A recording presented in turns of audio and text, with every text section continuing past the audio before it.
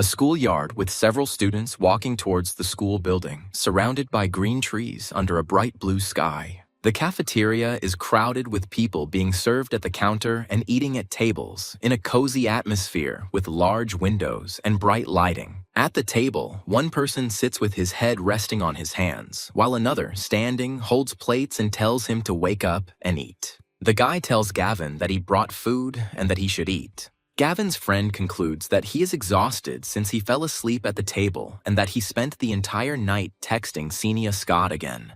Gavin wakes up with drool dripping from his mouth and asks where he is and what smells so good. The guy looks at the table and sees a tray of food that includes a piece of fried meat, rice, and mashed potatoes with chunks. Gavin suddenly jumps up from his seat and shouts "chow" throughout the cafeteria, attracting the attention of other customers. A friend is surprised by Gavin's reaction, his eyes lighting up at the sight of food, and asks him what the hell. Gavin starts eating the food greedily with his hands, meat in one hand, rice in the other, and his whole face is covered in rice. The friend is shocked by Gavin's behavior and tries to tell him to eat slowly so as not to choke. A friend yells at Gavin in outrage that this is his food and what he is doing, and people look at them from this yelling. After finishing eating and stroking his full belly, Gavin said that he really was back. The guy wipes the remains of food from his mouth with his hand and says that he cannot believe that he has actually been reborn. A friend, propping up his head, looks at Gavin and says if everything is all right with his head and that he died of hunger, that he sat down and got his portion. Gavin says he actually died of hunger and the atmosphere became heavy. The guy says ironically that he really did die of hunger in the ice apocalypse. The friend doesn't understand what Gavin is talking about and asks indignantly what he is talking about and if everything is okay with him. Gavin put his hand on his friend's shoulder and he looks at his hand. Gavin confidently tells Yaniel Parker that he is glad he is alive and that they can start over. Yaniel doesn't understand anything and says that Gavin scares him and why he should be dead. Gavin asks what day and year it is. His friend is confused and says that it is August 8th, 2024. The guy says that in 2 weeks, the whole world will be plunged into glacial hell and the temperature will be no warmer than -50 degrees. Yaniel doesn't trust his friend. Since it's summer now and the temperature is above 40, he offers his help if he has problems. Gavin says that he will need his friend's help. Yaniel says if he can help, he will help. They are friends. The guy asks Yaniel to lend him 1 billion. From shock, Yaniel chokes on the water he drank. The friend doesn't believe Gavin's words and asks him again if he is serious. He confirms his words and says that he is serious. Yaniel refuses, saying that he doesn't have that kind of money, even if he sells his own father. Gavin asks how much he will sell his father for. His friend suggests 500 million, no more. Yaniel got angry and shouted at Gavin that what man in his right mind would sell his father. A guy and a girl entered the cafeteria. The guy told the girl that he had reserved a place for them on the second floor where they would eat. Yaniel and Gavin at the table look towards the couple. The guy tells the girl that after eating, they will go to his personal cinema and then he will show more. The girl said that she likes it. Yaniel is indignant when she says that Xenia Scott is cheating on Gavin with Zach, the young master of a group called the Dragon. Kenny notices Yaniel behind the table, looking at her and Gavin. The girl, confused and frightened, asks what Gavin is doing here. Gavin's friend says how dare Xenia do this to his friend who bought her designer clothes, and she cheats on him. The girl arrogantly says that since Gavin saw everything himself, she will not explain anything, that everything is clear anyway. Yan Ji-feng threw away Xenia Scott like trash when the ice apocalypse arrived. Gavin took Xenia in and treated her like a goddess, starving her so she could eat.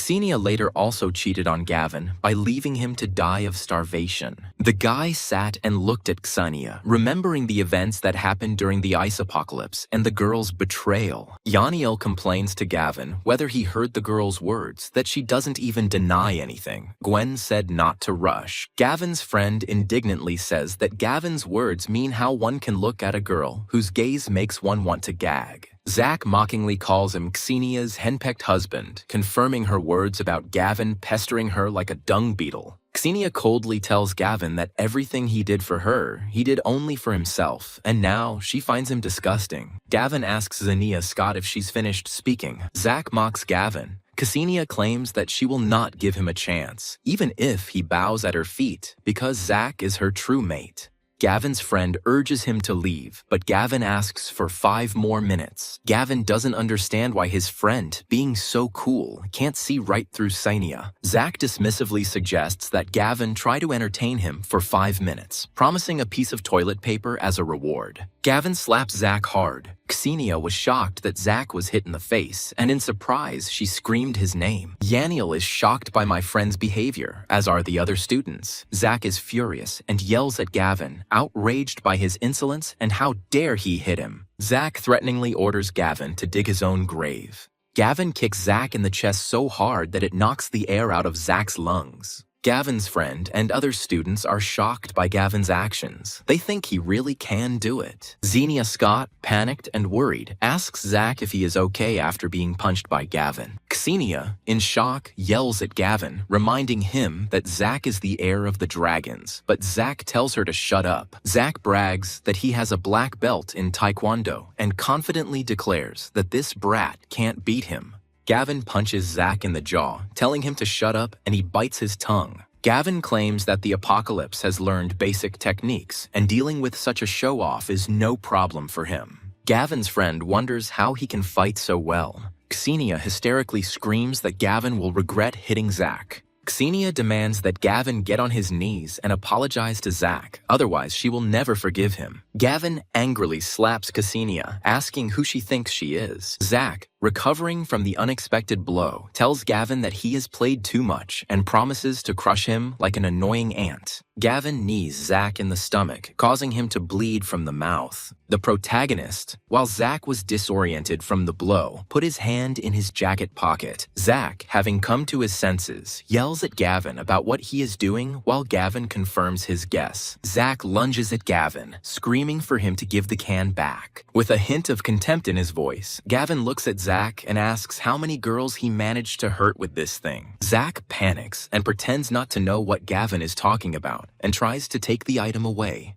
Gavin sprays the contents of the can on Zach, who tries to wave it off. Zach starts screaming loudly and acting strangely. Ksenia asks if he is okay. Ksenia doesn't know what's going on while Zach is shaking. He says that she moved away and didn't come up. Zach's eyes suddenly open, bloodshot. Zach, with red eyes, without thinking, rushes and screams at Ksenia Scott. The students in the cafeteria are in shock. Zach rips Ksenia Scott's dress, revealing her underwear, making her blush. Ksenia covers her underwear with her hands and tells Zach that they are still in the cafeteria. Zach throws Ksenia to the floor and begins to tear her dress in front of everyone while she screams for him to stop and asks for help. Gavin notices his friend's nose is bleeding as he stares at Ksenia and tells him the 5 minutes are up, but his friend doesn't understand what happened. Gavin explains that he used Zach's own aphrodisiac on him, which takes away a person's mind and turns them into a vulgar person.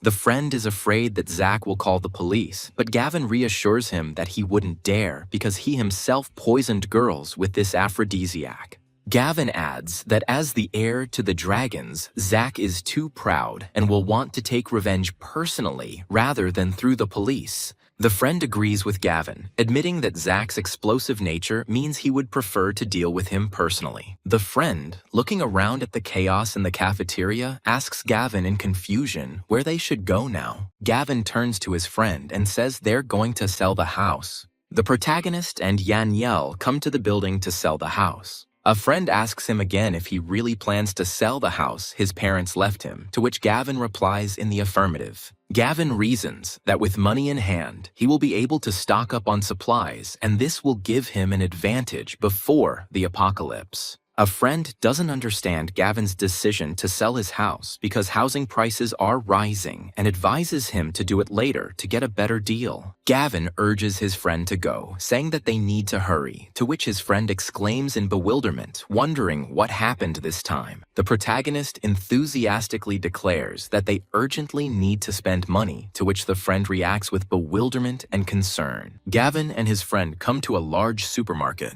Gavin decisively orders 1,000 packets of rice flour and oil from the vendor, shocking those around him with his request. Gavin adds another 10,000 cans of soda to his massive shopping list. The salesman, shocked and incredulous, asks Gavin again if he is really just one person making such huge purchases. Gavin confidently tells the salesman that he is sure, and his astonished friend exclaims, wondering if he is planning to buy out the entire supermarket. The protagonist asks about delivery, and the seller assures that they will deliver and unload the order directly to the address. Gavin asks about his friend's family's warehouse, and his friend guesses about his plans to unload groceries there. Gavin confirms his intentions, asks his friend to borrow a warehouse and give him an address, and he himself is going to buy more goods. Girls passing by recognize Gavin and whisper that Xenia is cheating on him, and also whether he has a membership card for this supermarket. Gavin continues his massive shopping spree and orders 5 Alienware laptops, 5 TVs, and 5 gaming consoles. Gavin explains that during the ice apocalypse, they will be stuck inside, so entertainment comes first.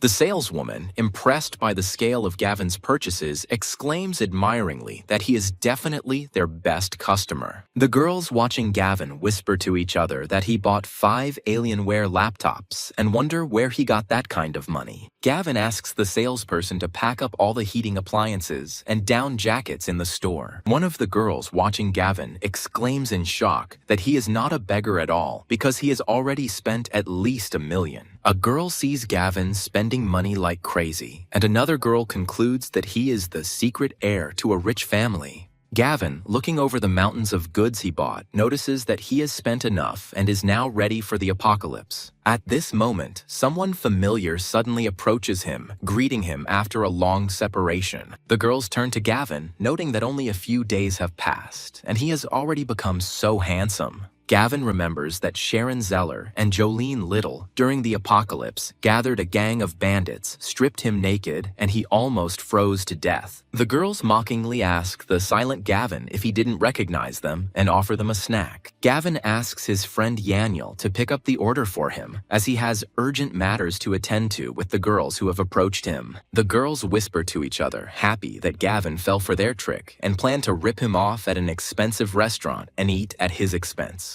Gavin, hiding his true intentions, readily agrees to go with the girls, stating that he is hungry. The tall building of the restaurant sparkled and gleamed in the sun. Gavin notices that here, quite expensively, they convince him that they do not come here with every person they meet and hurry him inside. The girls, sitting at a table in a luxurious restaurant, ask Gavin with interest how he likes the food there. Gavin, looking cautiously at the prices on the menu, asks the girls doubtfully if it's too expensive here. The girls hypocritically reassure Gavin, assuring him that it's not expensive at all, and, seeing his indecision, offer to place the order themselves. The girl orders the most expensive dishes such as caviar, beef, and lobster. An hour later, after lunch, one of the girls happily admits that she liked today's food so much that she doesn't remember when she ate so deliciously. The girls ask Gavin if he liked the food. He replies that it was delicious and he is full, after which he asks permission to step away for a moment. The main character goes to the checkout to see the girl standing there.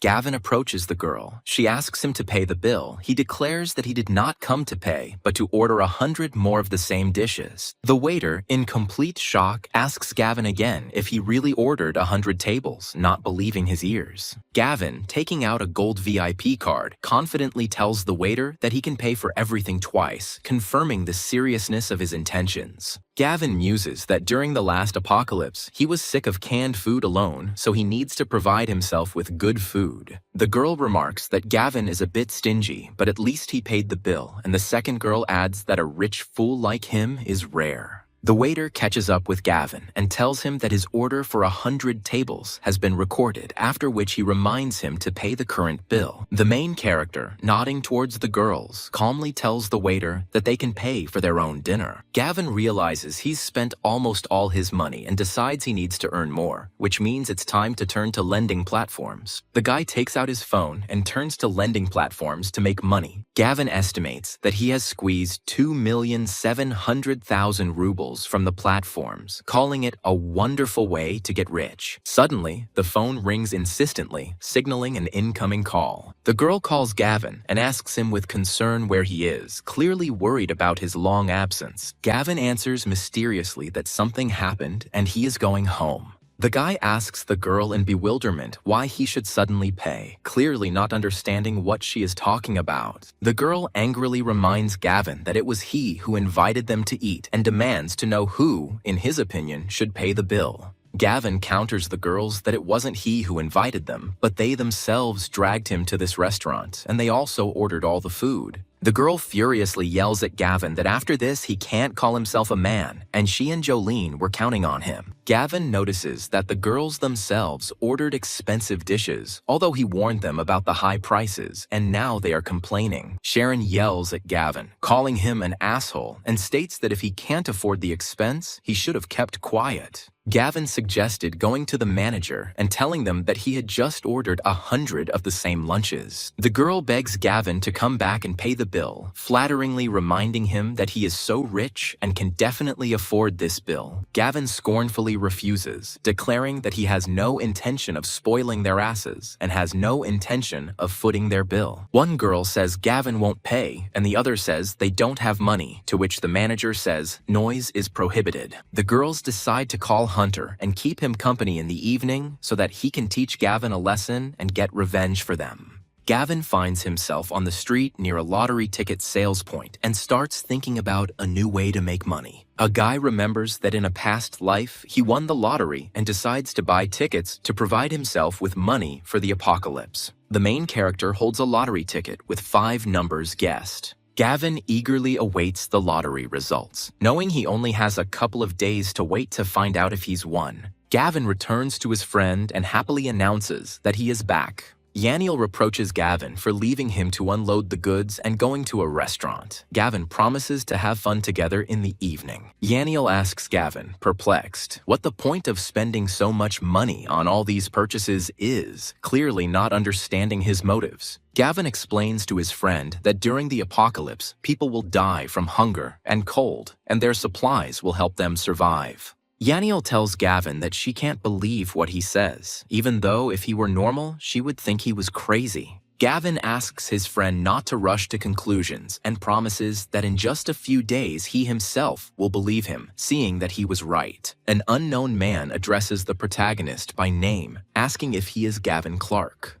Gavin, confirming his identity, directly asks the strangers if they are Hunter Walsh's henchmen. One of Hunter's henchmen threatens Gavin that he dared to hit Hunter's woman, which means he's in big trouble now. Yaniel, frightened by the threats, warns the bandits that if they do anything, he will call the police. The bandit tells Yaniel that he doesn't care and suggests that he see what happens first. The police arrive or he breaks his legs. Gavin stops his friend, saying there's no point in calling the police, apparently having his own plan. The bandit calls Gavin a coward and says the cops won't help him here anyway. Yaniel tries to protect Gavin by telling the bandits that his father is the head of a large company and offers to resolve everything peacefully. One of Hunter's henchmen reassures Yaniel that he is not a target for them and promises not to touch him, since they are only interested in Gavin Clark. Yaniel shouts at Gavin to run, and he will deal with the bandits himself. One of the bandits pushes Yaniel away, yelling at him to get lost, and threatens Gavin to break his skull. Yaniel, in despair and fear, screams Gavin's name, seeing that his friend is about to be beaten. Gavin mockingly remarks that the bandit is moving too slowly and completely ineptly. The protagonist kicks Hunter's henchman in the stomach, causing the henchman to drop his club. The bandit, angered by Gavin's taunt, mutters insults through his teeth, calling him a little bastard and expressing outrage at his insolence.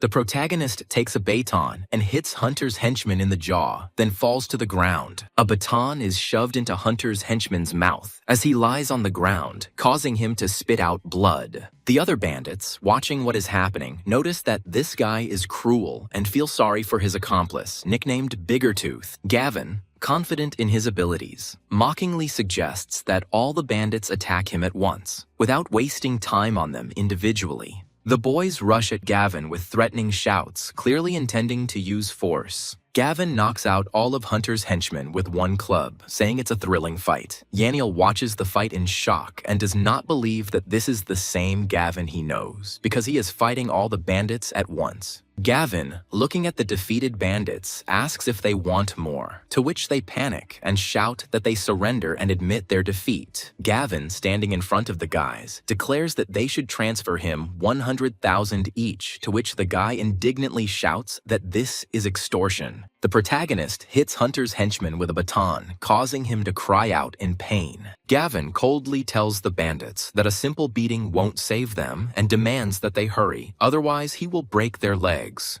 Each henchman transferred money to his account, and now Gavin was looking at his phone with a message about the transfer. Gavin explains that his cruelty is a result of the apocalypse, and that Hunter and his gang committed real murders. Gavin encourages his friend, asking him not to lose heart and promising to take him somewhere fun to lift his spirits after what he's been through. Yaniel and Gavin came to a club where there were a lot of dancing girls, some of them dancing in their underwear. Yaniel, finding himself at the club, joyfully exclaims that he likes it here and invites Gavin to have some proper rest and relaxation. Gavin approaches a girl at the bar who is looking for Mr. Jacobs, saying that he brought him goods, and she asks him to wait. The atmosphere was tense as Gavin and his friend walked through the security lines. Yaniel asks his friend if he considers what happens at karaoke to be entertainment, to which Gavin replies by asking if it isn't. Yaniel notices that they have different ideas about entertainment and, perplexed, asks where they are and what they are doing there. Bodyguards at the club greet their boss, Mr. Lowe, as he walks in. The club owner looks at Yaniel and Gavin and states that he doesn't think he's seen him before and asks about the merchandise.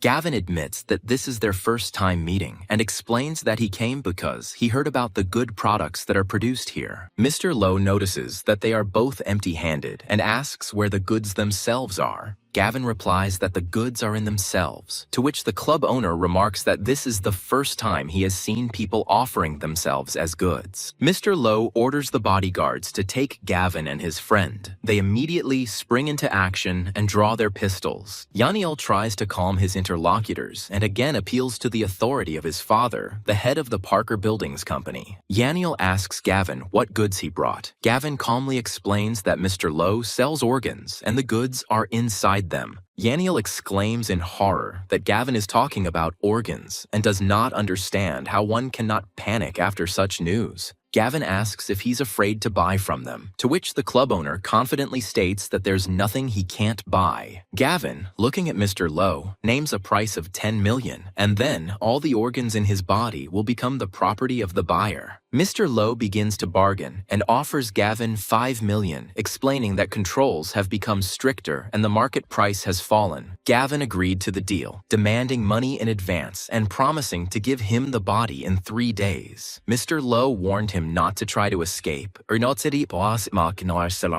The club owner says to give the bond issue agreement to Gavin. Gavin points at Yaniel and tells him to give him a contract too, but he refuses in horror, stuttering that he is not for sale. Gavin ignores Yaniel and tells him to give him the contract, while Yaniel himself assures that he really does not agree and does not need the money. One of the bodyguards rudely orders Yaniel to shut up and sign the contract, not accepting his refusals. Yaniel yells at Gavin, accusing him of not being human because they went out to have fun and Gavin literally sold him out. Gavin suggests leaving, but Yaniel panics and reminds them that Mr. Lowe is a dangerous bandit and will kill them in 3 days. Gavin explains to his friend that Mr. Lowe has done far worse things, and it is unknown how many organs he has sold, but he will die in 3 days. Yaniel, horrified, reminds him that Mr. Lowe has an entire army, but Gavin simply invites him to go and see for himself the imminent apocalypse. The realtor asks Gavin again, surprised, if he really only wants to rent this villa, apparently expecting a larger order. Gavin confidently confirms his choice, declaring that he wants to rent this particular villa and only this one. Yaniel is completely confused by Gavin's plans and asks why he needs the villa now, to which Gavin replies that it has its advantages.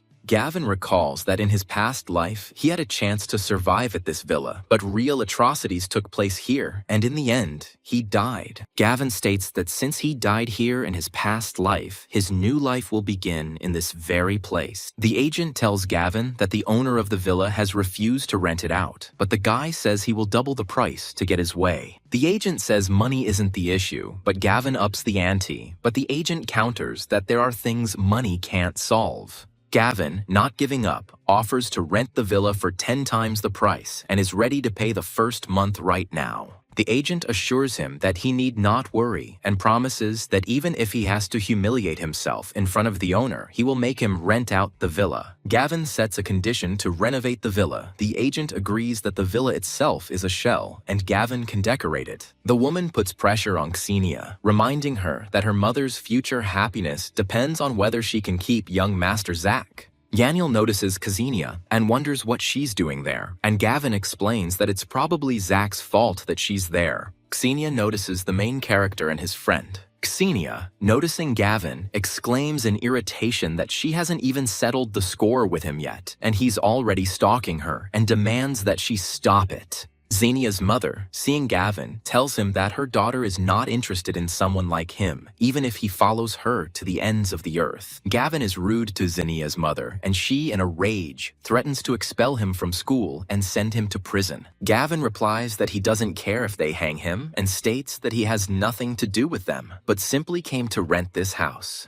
Xenia's mother states that she knows he can barely scrape together a couple of hundred, and the rent for this house is no less than $20,000 a month. The agent accompanying Gavin approaches him and informs him that everything is ready and the monthly rent is $25,000. Xenia's mother, in complete shock and disbelief, exclaims, "Could this ragamuffin really have rented this villa?" Xenia tells Gavin that he is going to such extremes just for her, but she repeats that it is useless and advises him to just give up. Yaniel says he can't believe his eyes and calls her a narcissist, and Gavin adds that she's stupid and also crazy. Xenia's mother, taking her daughter away, notes that renting a villa for $25,000 a month is still not up to Xenia's standards. The agent informs him that at his request, the rent has been increased, so he needs to pay $250,000. Gavin agrees. Xenia's mother exclaims that Gavin raised the rent tenfold. Xenia calls his actions stupid. Gavin takes out his phone, confirms the amount of $250,000, and sends the payment. The agent hands Gavin the keys and announces that the house is now his to renovate as he wishes, to which Gavin thanks her. Xenia's mother is surprised that Gavin paid, but Xenia reminds him that he is an orphan and cannot be rich. Gavin asks if Yaniel knows the head of a large renovation company, and he says that their families are from the same business, so he knows them. Gavin asks to sign him up with a repair company, and Yaniel wonders why he needs repairs after such an expensive rent. Gavin asks his friend to stop asking questions and arrange a meeting with the head of the company, promising that he will find out everything in the evening. Yaniel reports that he arranged a meeting. The company is full today, but his father pulled the strings and the company boss moved things along. Gavin jokingly suggests thanking his friend's father with noodles, but Yaniel is indignant because his father doesn't eat that kind of thing. The protagonist tells his friend not to worry because soon his father will be praising these noodles. The secretary asks Xenia and her mother to wait, saying that the CEO will come to them now. Xenia and her mother came to the repair company where Zach pays for their order, and Xenia assures them that they have the best materials. The secretary approaches Gavin and his friend, politely asking if they have an appointment. Xenia exclaims that Gavin is restless since he came after her and about his naive attempts to get her back, advising her to keep dreaming. Gavin exclaims with irritation and despair that they have run into these fools again. Yaniel explains that Gavin also came to do some renovations, but Xenia mocks him, calling him a fool for renovating someone else's house. Gavin introduces himself to the secretary and says he has an appointment, to which she asks him to wait a minute. Xenia's mother asks if Gavin is really here for renovations, to which her daughter replies that he is just pretending to be rich. The company's CEO, Mr. Zhao, walks in and asks the secretary who he has an appointment with at that time. The secretary pointed her hand at the people standing in the lobby. Xenia's mother, seeing Mr. Zhao himself, the head, admires Zach's connections, who was able to arrange a meeting with such a person for them. Xenia's mother tells Gavin that they have different statuses. Her Xenia will communicate with Mr. Zhao, and he will just stand there and be jealous. Xenia, beaming with joy, approaches Mr. Zhao and respectfully says that she is glad to meet him. Mr. Zhao looks at Xenia in bewilderment and asks again if she really has an appointment with him. Xenia, with a confident smile, confirms to Mr. Zhao that the meeting was scheduled with her. Mr. Zhao, checking his notes, asks Xenia if she is Gavin Clark, to which she, confused, replies that she is Xenia Scott. Mr. Zhao, realizing that Xenia is not the person he needs, abruptly orders her not to distract him and to move away. Gavin, hearing his name, steps forward and introduces himself to Mr. Zhao, confirming that he is Gavin Clark. Mr. Zhao, seeing Gavin, remarks that he did not expect such a young guy and invites him to come in to discuss the details. Xenia's mother is shocked by Gavin's meeting with the head of the company, but Xenia explains that these are his friend's connections, not Gavin's own. Mr. Zhao addresses Gavin in a friendly manner, calling him a friend, and asks what exactly he wants to repair. Gavin tells Mr. Zhao that he wants to renovate the villa. Mr. Zhao estimates the cost of the villa's renovation to be between 3 and 5 million and promises to engage a designer. Gavin politely suggests that Mr. Zhao discuss the details of the renovation with him personally, rather than with the design director. Mr. Zhao admits to Gavin that he is quite busy and only handles large projects personally. Gavin confidently states that his villa is a major project, to which Mr. Zhao asks with interest what the budget is then. Gavin states that his renovation budget is at least 30 million, and Mr. Zhao, shocked, asks again. Mr. Zhao turns around and asks in shock how much Gavin is willing to spend on the repairs. Mr. Zhao asks Gavin again if he really said 30 million and not 3 million, and if he heard correctly. Gavin confidently confirms that he was not mistaken and that we are talking about exactly 30 million.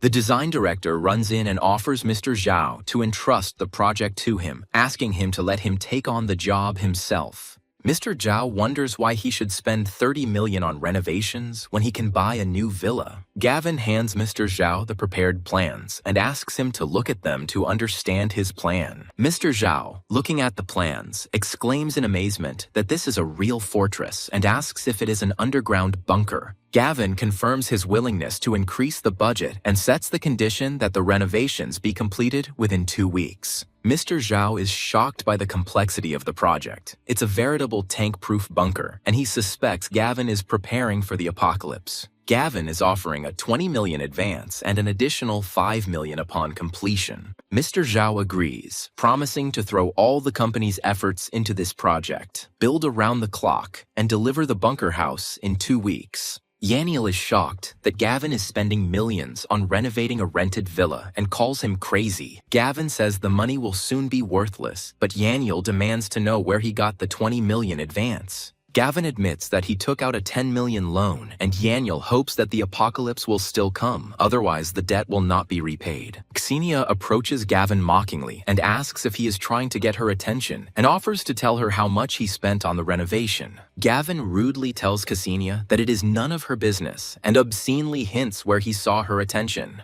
Xenia's mother claims that her daughter spent a whole million on renovations and asks Gavin if he now understands who has more power. Yaniel says that $1 million is nonsense because Gavin spent a whole 35 million on his renovation. Xenia's mother and Xenia laugh at the 35 million figure, believing that Gavin is simply boasting ineptly. Xenia's mother jokingly offers her daughter a bet. If Gavin doesn't lie about his expenses, then Xenia will have to call her daddy. Xenia mocks Gavin, reminding him that he only had 3 million and advises him not to be left with nothing. Xenia's mother defiantly tells Gavin that if he really spent that much, she will call him daddy. The secretary catches up with Gavin and returns the forgotten repair contract to him. Xenia's mother snatches the contract from the secretary's hands, wanting to see the real amount and expose Gavin's lie. Xenia's mother looks at Gavin's contract in shock and is speechless. Xenia eagerly asks how much it says there and mockingly suggests that it must be very cheap.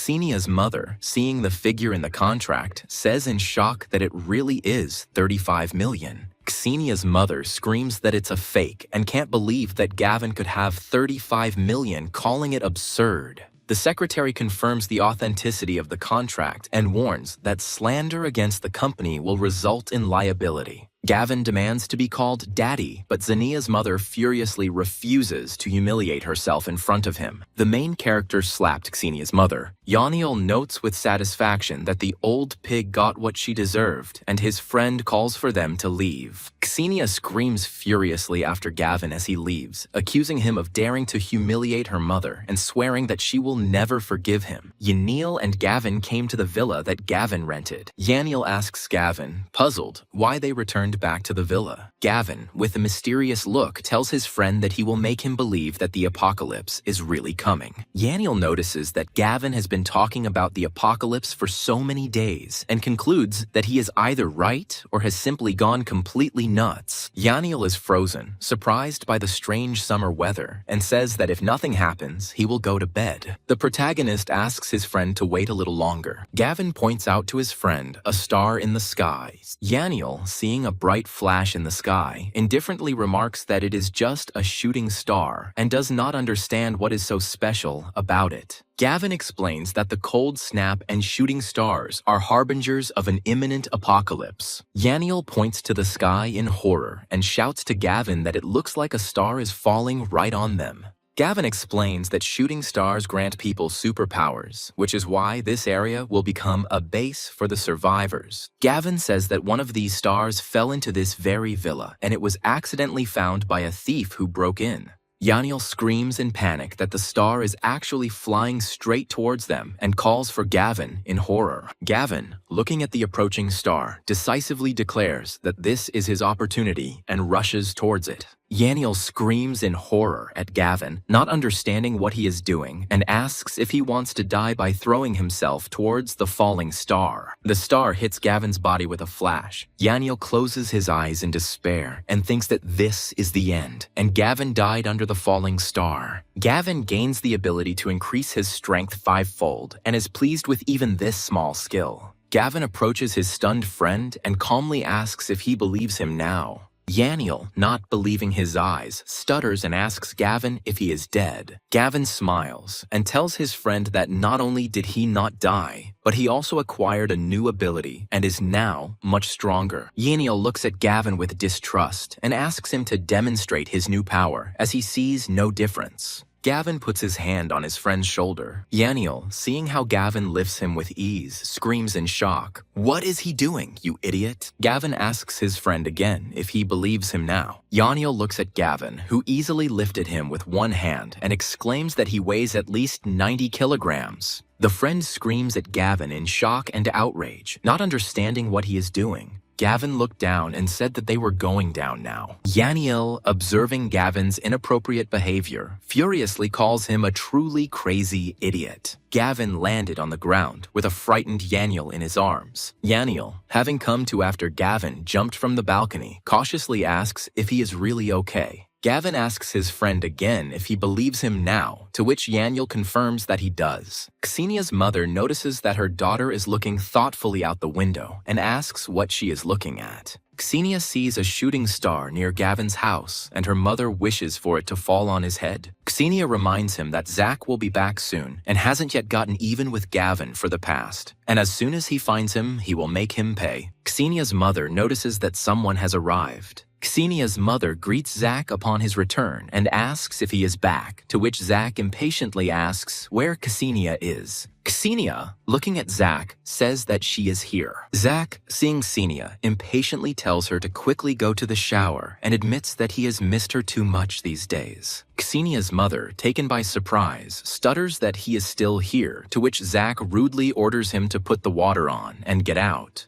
Xenia stops an impatient Zack and tells him the important news that Gavin has moved to the area. Zack exclaims in rage that he didn't even look for Gavin, and he dared to show his face again. Xenia's mother tells Zack that Gavin rented a villa in the area to be closer to her daughter and demands that he throw him out. Zack, angry at the news, declares that he will call someone and make Gavin regret ever contacting him. Zack dials the number and introduces himself as Zack Young. The man on the other end of the line respectfully answers Zack, addressing him as a young gentleman, and asks him to speak. Zack briefly explains the task that someone needs to be taken care of and offers $200,000 for it. Zack's interlocutor understandably replies that he understands everything and promises to be there in 2 hours. Biao, having finished the conversation, says that he has some things to do and suggests that they finish it quickly and stop fooling around. The enemy smirks as he notices that some newcomer is looking down on him and declares that he asked for it.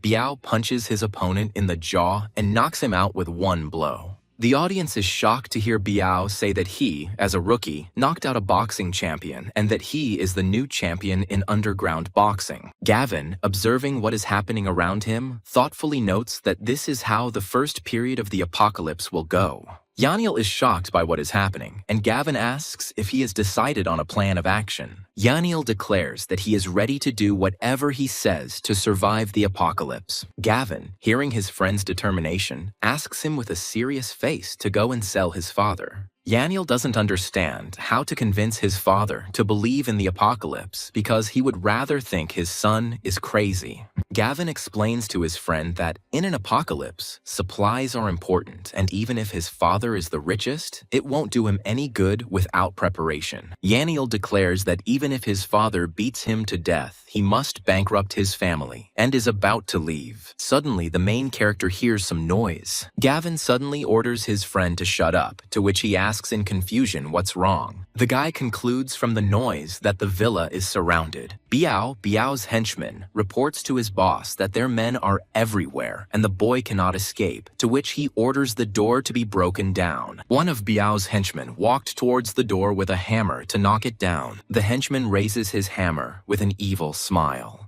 But suddenly the door opens sharply and knocks the henchman off his feet, and he drops the hammer. Gavin and Yaniel left the villa, and Gavin asked the people who they were. Biao, seeing that Gavin noticed them, mockingly asks if he is also a fighter or something. Gavin calmly names the attacker Hu Biao, demonstrating that he knows who he is dealing with. Hu Biao, confused, asks Gavin how he knows him. Gavin recalls that Duan Hu Biao was one of those who received abilities, and during the disaster stages, he possessed considerable strength. Gavin adds that, compared to others, this guy retained some conscience and did not commit 2 terrible acts. Biao threatens Gavin that Zack sent him to teach the guy a lesson and advises him not to resist, so that he gets off with only a couple of broken ribs. Gavin scornfully tells Biao that he, an idiot, won't make things difficult for him, and then rushes into the attack himself. Biao states that he talks too much and offers to check whether he has the right to talk to him like that by rushing into battle.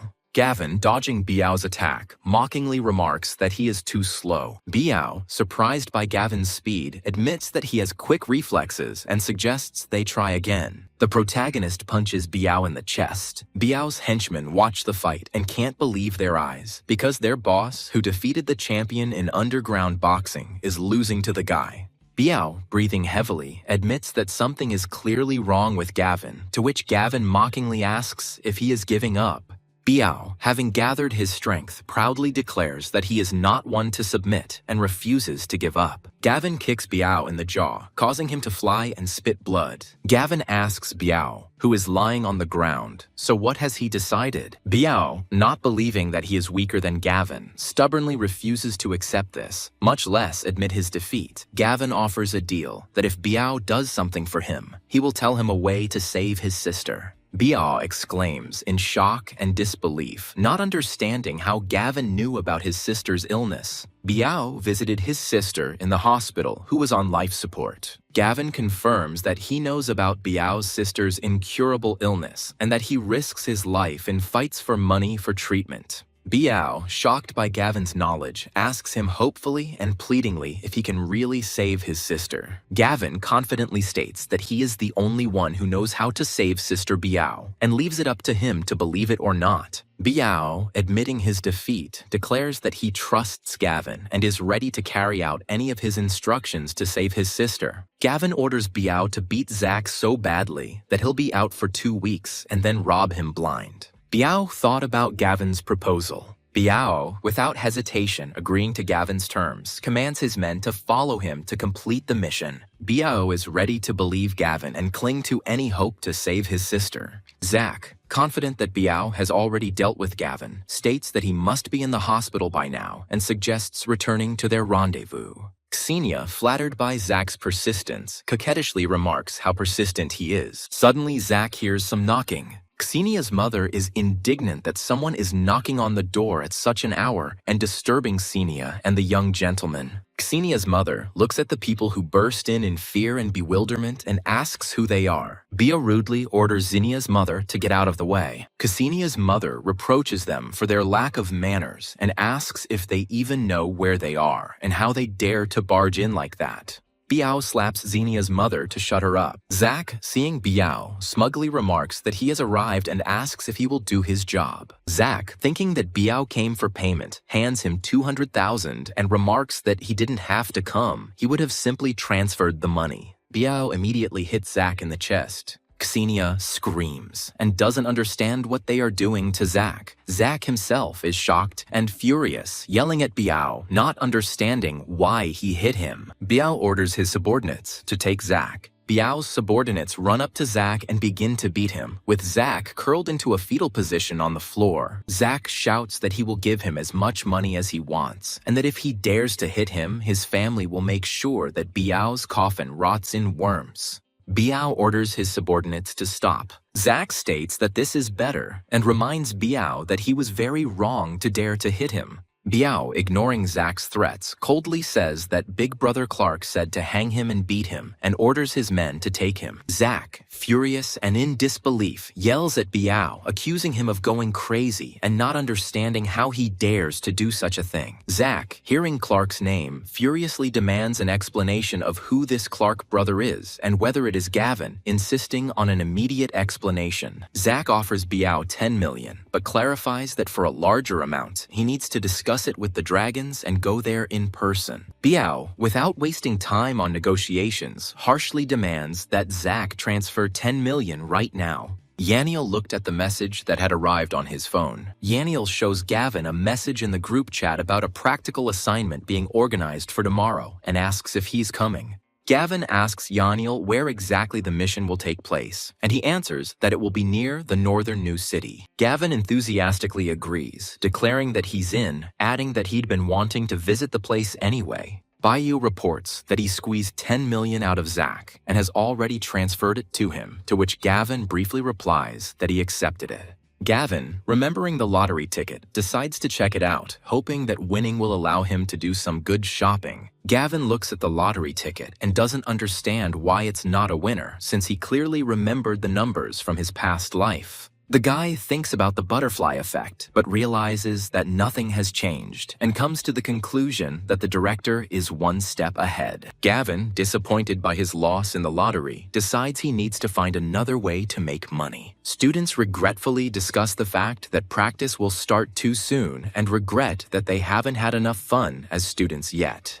Jolene, noticing Gavin, asks with disdain if he dared to show his face to her again. Gavin calmly and with a slight grin answers Xenia that he sees no reason why he shouldn't show up. Sharon and Jolene accuse Gavin of running away from the restaurant without paying, and they have to work off the debt for a whole month. Gavin shrugs indifferently and asks the girls what this has to do with him. Jolene begs them to help them pay off their debt and promises to do whatever they want, to which Gavin asks if they will really do everything. Sharon starts flirting with him, hinting that if Gavin gives them money, they might not come to the dorm today. Gavin, playing along with the girls, agrees to their terms, but in exchange asks them to lend him 40,000. The girls, realizing that Gavin won't give them money, angrily shout after him that he'll dance some more. Gavin's friend notices his friend approaching and his swollen eyes, asking in surprise what happened. Yaniel admits that he didn't go to his father to convince him to believe in the apocalypse, but decided to cry since they wouldn't have a conversation. Gavin asks Yaniel hopefully if his tears worked. Yaniel cried for 2 hours before his father beat him with a stick, and Gavin calls him unique. Gavin says there is no need to despair. It took him a few days to believe in the apocalypse, but his father is a completely different matter. Counselor Chi Chong-dong loudly announces to the students to board the buses as they are leaving. Gavin and his friend were now sitting on the bus, heading to practice. Yaniel asks Gavin for water, complaining that he ate something salty yesterday and is thirsty, but Gavin regretfully replies that he didn't bring anything with him. A classmate, overhearing the conversation, hands Gavin a bottle of water, saying that she took it, to which Gavin thanks her. Gavin passed the bottle of water to his friend. The girl tells Gavin that she heard about what happened between him and Ksenia and hopes that he has found the strength to move on. Gavin thanks a girl named Chi Kui for her concern and assures that he is not sad, but on the contrary, he is even happy that he learned the truth about Ksenia. Sui offers Gavin money, but he refuses, knowing that her family is not rich, and she saved it herself. Yaniel remarks that it appears someone has fallen into Gavin's net, but Gavin rudely cuts him off, ordering him to shut up and drink his water. The counselor announces to the students that they have arrived at their destination. The teacher asks everyone to leave the bus in the same orderly manner as they entered and promises to assign everyone a place for the internship. The student explains that the best internship is on the 3rd floor, the average one is on the 2nd, and on the 1st floor the only jobs are as a security guard or a messenger. Chi Chang-dong reads out the list of students who will be interning on the 3rd floor, including Wang Da, Sharon, and Jo Lan. The girls are happy that they got to the 3rd floor thanks to Hunter, but they remember the promise they made to him. Sharon and Jolene look at Sui, who stands and waits for her assignment. Sharon and Jolene discuss her being a country girl with no connections and still a virgin and decide that she is the perfect target for their manipulation. The consultant continues reading the list and announces the names of the students who will be doing their internship on the 2nd floor. Students whose names were not mentioned on the list for the 2nd floor are asked if they may not have even made it to the 2nd floor. The consultant announces that Yaniel, Gavin, and Chitsui will be interning on the 1st floor. Sui notes with regret that they are unlikely to learn anything on the 1st floor. The students are discussing how Yaniel, Gavin, and Tsui are stuck on the 1st floor. How did the girl get there? Because this is the best place for guys. Gavin, hearing the distribution, indignantly asks on what basis it took place. The consultant claims the distribution is fair, and Gavin can excel even on the ground floor. Gavin asks again about fairness and reminds that the Chinese don't lie to the Chinese, and if he does, he's a real scumbag.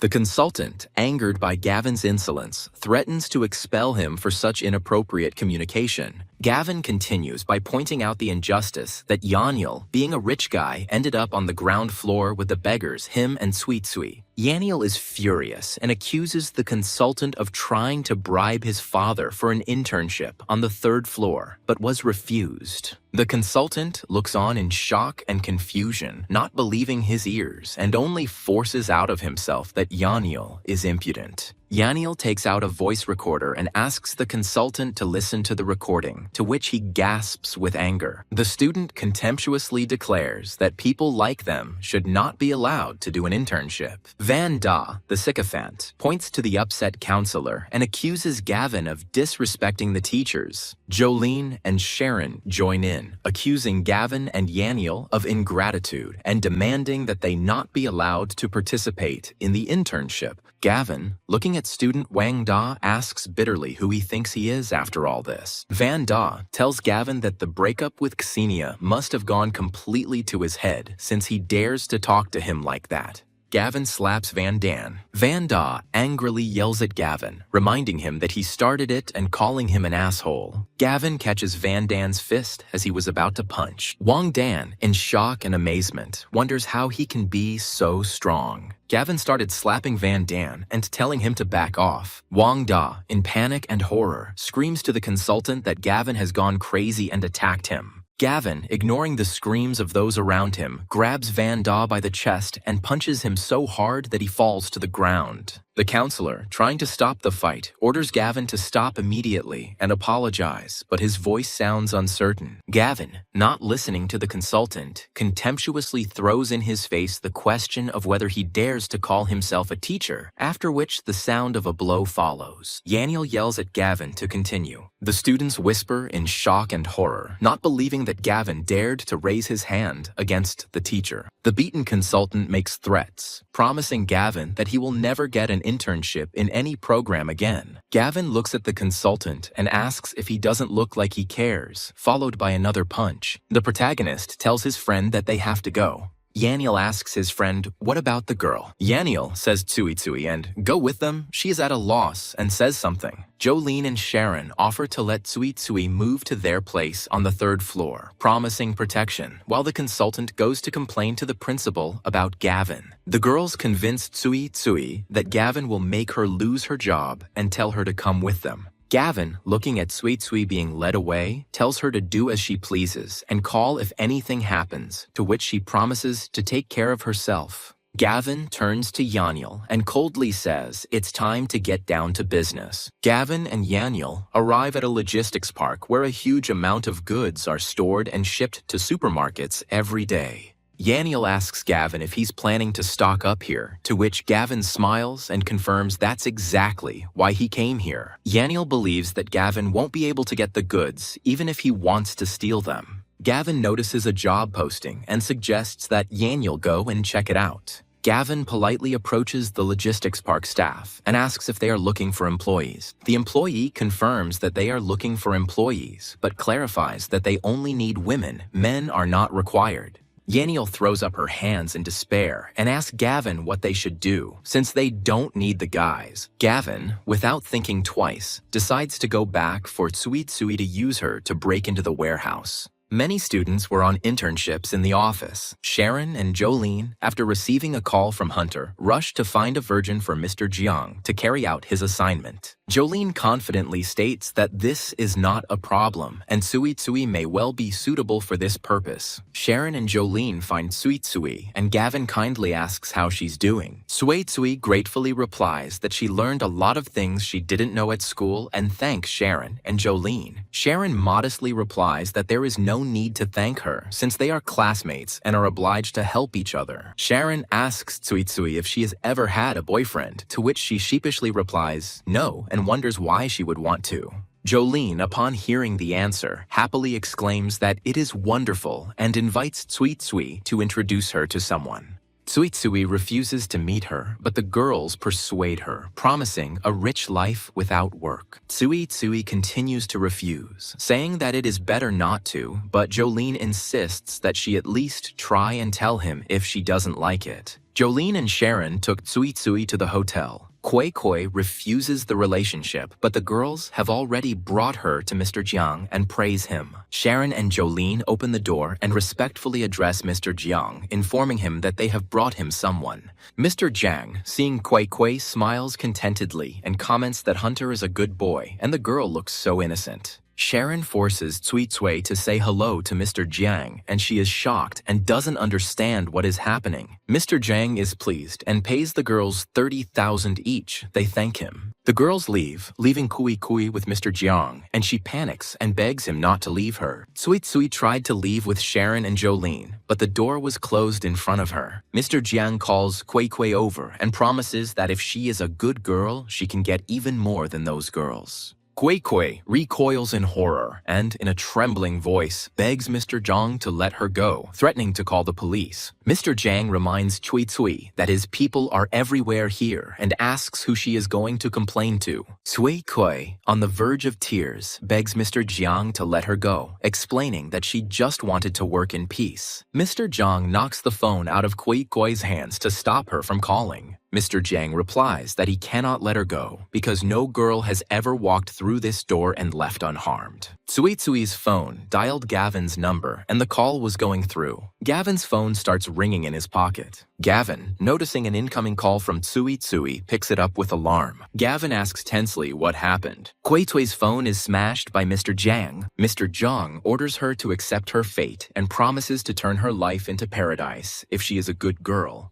Cui, gathering his courage, shouted with despair and determination that he would never agree and would rather die than submit. Yaniel anxiously asks what happened, but Gavin notices with horror that the call has been disconnected. Gavin, realizing that something has happened to Cui, demands that Yaniel hurry and find her. Cui fights back against Mr. Jiang in horror, screaming at him not to touch her. Mr. Jiang, angered by Kui's resistance, roughly grabs her and shouts in a breaking voice what her problem is. Mr. Jiang, finally losing his patience, threatens Kui that she will regret her resistance and swings his arm and hits her. The guard asks Gavin and Yaniel in an icy voice what they are doing here. Yaniel asks the guard defiantly if he doesn't recognize the young gentleman, to which he asks again in confusion. Gavin pushes the guard away, telling him to get out of the way. Gavin says that Cui is on the 3rd floor and we need to go there quickly. The guard, mistaking Gavin for Mr. Zhang's son, politely explains that his father has ordered him not to be disturbed on important business and asks him to wait. Gavin, with icy calm, tells the guard that he is Mr. Zhang's father and has no intention of waiting.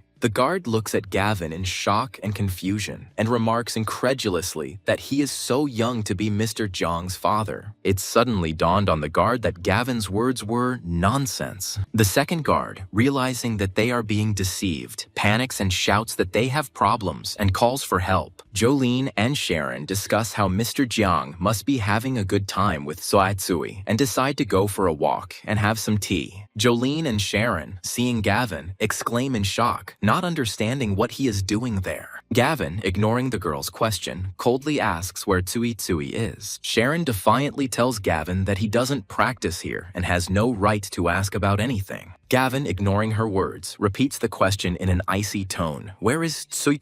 Sharon, trying to intimidate Gavin, orders him to look around and realize where he is, and states that this is no place for his antics. Gavin slaps Sharon, causing her to fall to the floor. Jolene tries to say something, not believing that he dared to hit Sharon. Gavin slaps Jolene, causing her to fall to the floor and her glasses to fall off her face. Gavin, in an icy tone, asks for the 3rd time where Cui is. Jolene and Sharon, and points to Mr. Zhang's office, saying that Cui is inside. Sharon tries to warn Gavin that Mr. Zhang is well connected and has people everywhere, but Gavin ignores her. Gavin kicks open the door to Mr. Zhang's office. Gavin bursts into the office to find a terrified Cui begging for help, while Mr. Zhang angrily orders him to get out. Gavin, ignoring Mr. Zhang's threats, orders him to let Kui go, calling him an asshole. Mr. Zhang, trying to overwhelm Gavin with his status, defiantly asks if he knows who he is and where he is. Gavin grabs Mr. Zhang's finger. The main character breaks Mr. Jiang's finger, causing him to scream.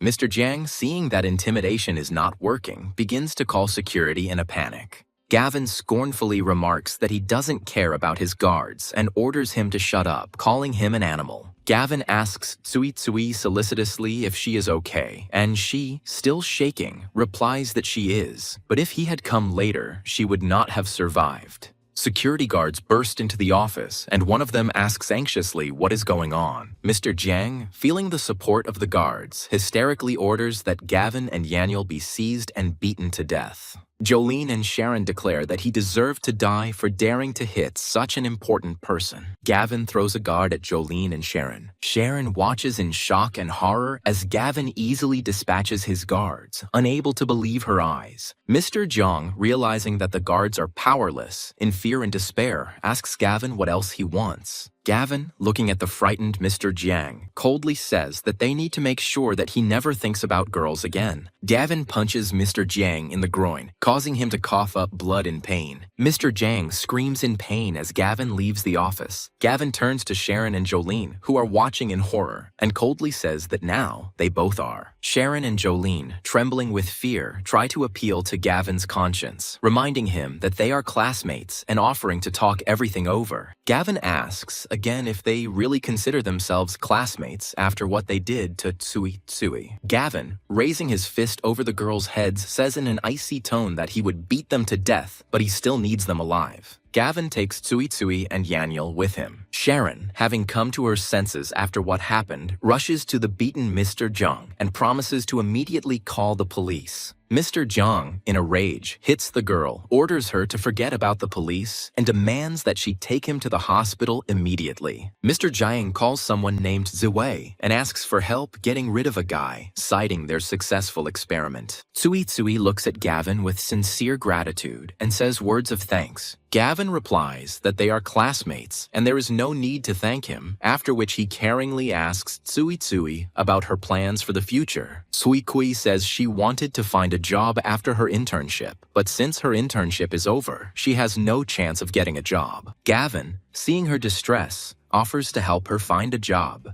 Tsui, not believing his luck, joyfully asks again and gratefully agrees. Gavin brings Tsui to the logistics park staff to start working there. Tsui asks Gavin again if he really wants her to work here, and he enthusiastically confirms that he does more than ever. Tsui, looking at an ad for a warehouse manager, notices that she is more of a finance professional than a warehouse manager. Gavin smiles encouragingly at Tsui and says that all paths are open to her and she will definitely succeed, affectionately calling her Louie. The warehouse worker impatiently asks Tsui if she'll take the job since they're closing soon. Gavin urges Tsui to register quickly, and she happily agrees. Gavin, saying goodbye to Tsui, wishes her to work hard and promises to visit in a couple of days. Yanyil is surprised that Tsui, a successful student, agreed to work as a security guard. Gavin explains to Yanyil that it was her stupidity that gave Tsui this unique opportunity. Gavin, looking at the sign for the logistics park, suggests that Yanyil go back. An unknown man threateningly points a gun to Gavin's head and orders him not to move. Gavin asks if he sees Mr. Lowe's people in front of him. Mr. Lowe's man tells Gavin that the 3 days are up and their bodies now belong to Mr. Lowe, telling him to follow for organ harvesting. Yanyil asks Gavin if he's really going to go with them, since with his skills, dealing with these people is no problem for him. Gavin smiles mysteriously and tells Yanyil that the real show is just beginning and they will go. Mr. Lowe's man orders Gavin and Yanyil out of the car, announcing that they are there. Yanyil looks around in surprise and notices that they are at an abandoned factory in the suburbs. The guard roughly urges the hesitant Gavin on, ordering him to move. Gavin's eyes were filled with murderous intent, and he turned around sharply. Gavin expertly took the gun from Mr. Lowe's man. Before Mr. Lowe's man could even utter a word of indignation, Gavin shot him in the head. The shot guy fell to the ground while smoke was coming from the barrel of the gun. Mr. Lowe's men, angered by Gavin's rudeness, clench their fists and threateningly say that he asked for it. The main character shoots all of Mr. Lowe's men with a pistol. Yanyil, in amazement and admiration, exclaims that Gavin hit him right in the head, calling him a real sniper. Gavin hands the stolen gun to a shocked Yanyil. Gavin explains that he trained as a marksman in his past life, so the nickname Sniper suits him. Yanyil, holding the weapon in his hands, panics and admits to Gavin that he doesn't know how to use it. Gavin asks Yanyil if he's played shooters, and when he replies that he's a pro, Gavin says that then there won't be a problem. Gavin encourages a confused Yanyil by advising him to simply imagine that he is playing a shooter in real life. A crowd of people from the corporation gathered near the truck. Yanyil is shocked that one of the largest biocorporations in the world is located here. Gavin explains that in the past, the corporation was considered a savior, but now he suspects them of deception. The guard roughly orders Gavin and Yanyil to stand still, pointing his gun at them. Gavin, upon seeing the guards, immediately shot them in the head. Gavin, nodding towards the guards, notes that they are corporate employees, confirming his suspicions. A corporate employee approaches Mr. Lowe, thanking him for the fresh organs and expressing gratitude on behalf of the corporation. Mr. Lowe replies that he is honored to cooperate and promises to deliver 6 more fresh, juicy organs soon. Gavin and Yanyel came to see Mr. Lowe, and Mr. Lowe said that here they were. Mr. Lowe, noticing the arrival of Gavin and Yanyel, turns to a woman named Mrs. Pei and introduces them as the ones he spoke of. Mrs. Pei looks at Gavin and Yanyel in confusion and asks Mr. Lowe why they have guns. Mr. Lowe, hearing Mrs. Pei's question, is shocked and asks what she said. Gavin fires his gun at Mr. Lowe with a cold expression on his face. Mr. Lowe, realizing that something has gone wrong, panics and orders his men to capture Gavin and Yanyel. The protagonist shoots Mr. Lowe's guards before they can reach him. Gavin, demonstrating incredible aim, incapacitates the guards, and Mr. Lowe, in a rage, orders the others to take them. Gavin orders Yanyel to hide, promising to take care of the remaining guards himself. Mr. Lowe shouts that no one has dared to trespass on his territory in all these years, and threatens that they apparently no longer need the organs. Gavin jumps and shoots 3 guards with 2 pistols. The guards watch in shock as Gavin climbs up at incredible speed and panic, shouting to stop him. Mrs. Pei was shocked and frightened by what was happening around her and the shot guards. Mr. Lowe, with a bullet in his leg, asks Gavin and Yanyel what they want. Gavin, having caught up with Mr. Lowe, coldly says that it is he who should be asking the questions, seizing the initiative. Mr. Lowe, shaking with fear and anger, tries to save face and defiantly asks Gavin if he has the right to ask such questions. In frustration, Gavin shoots Mr. Lowe in the shoulder. Gavin, ignoring his attempts at intimidation, calmly asks him to repeat the question, making it clear that he is the boss here. Mr. Lowe declares that he is Mr. Lowe and will not be intimidated, and warns Gavin that he has no idea who he is dealing with. Gavin orders Yanyel to kill Mr. Lowe, but they are shocked and ask again, not believing their ears. Gavin repeats his order to Yanyel to kill Mr. Lowe. Mr. Lowe yells sharply at Gavin to go to hell and pulls out his gun. But overcoming himself, Yanyel pulls the trigger of the pistol and shoots. For a couple of seconds after Mr. Lowe was shot in the head, he only spoke while blood was flowing from his forehead. Yanyel mutters in confusion that Mr. Lowe really did kill him. Gavin states that he thinks she knows more, and Mrs. Pei is shocked that he knows her name and asks who he is. Gavin tells Mrs. Pei that she doesn't need to know and suggests that she call him Daddy if that's what she wants to call him. Mrs. Pei screams in anger that Gavin is an upstart. In frustration, Gavin shoots Mrs. Pei in the leg.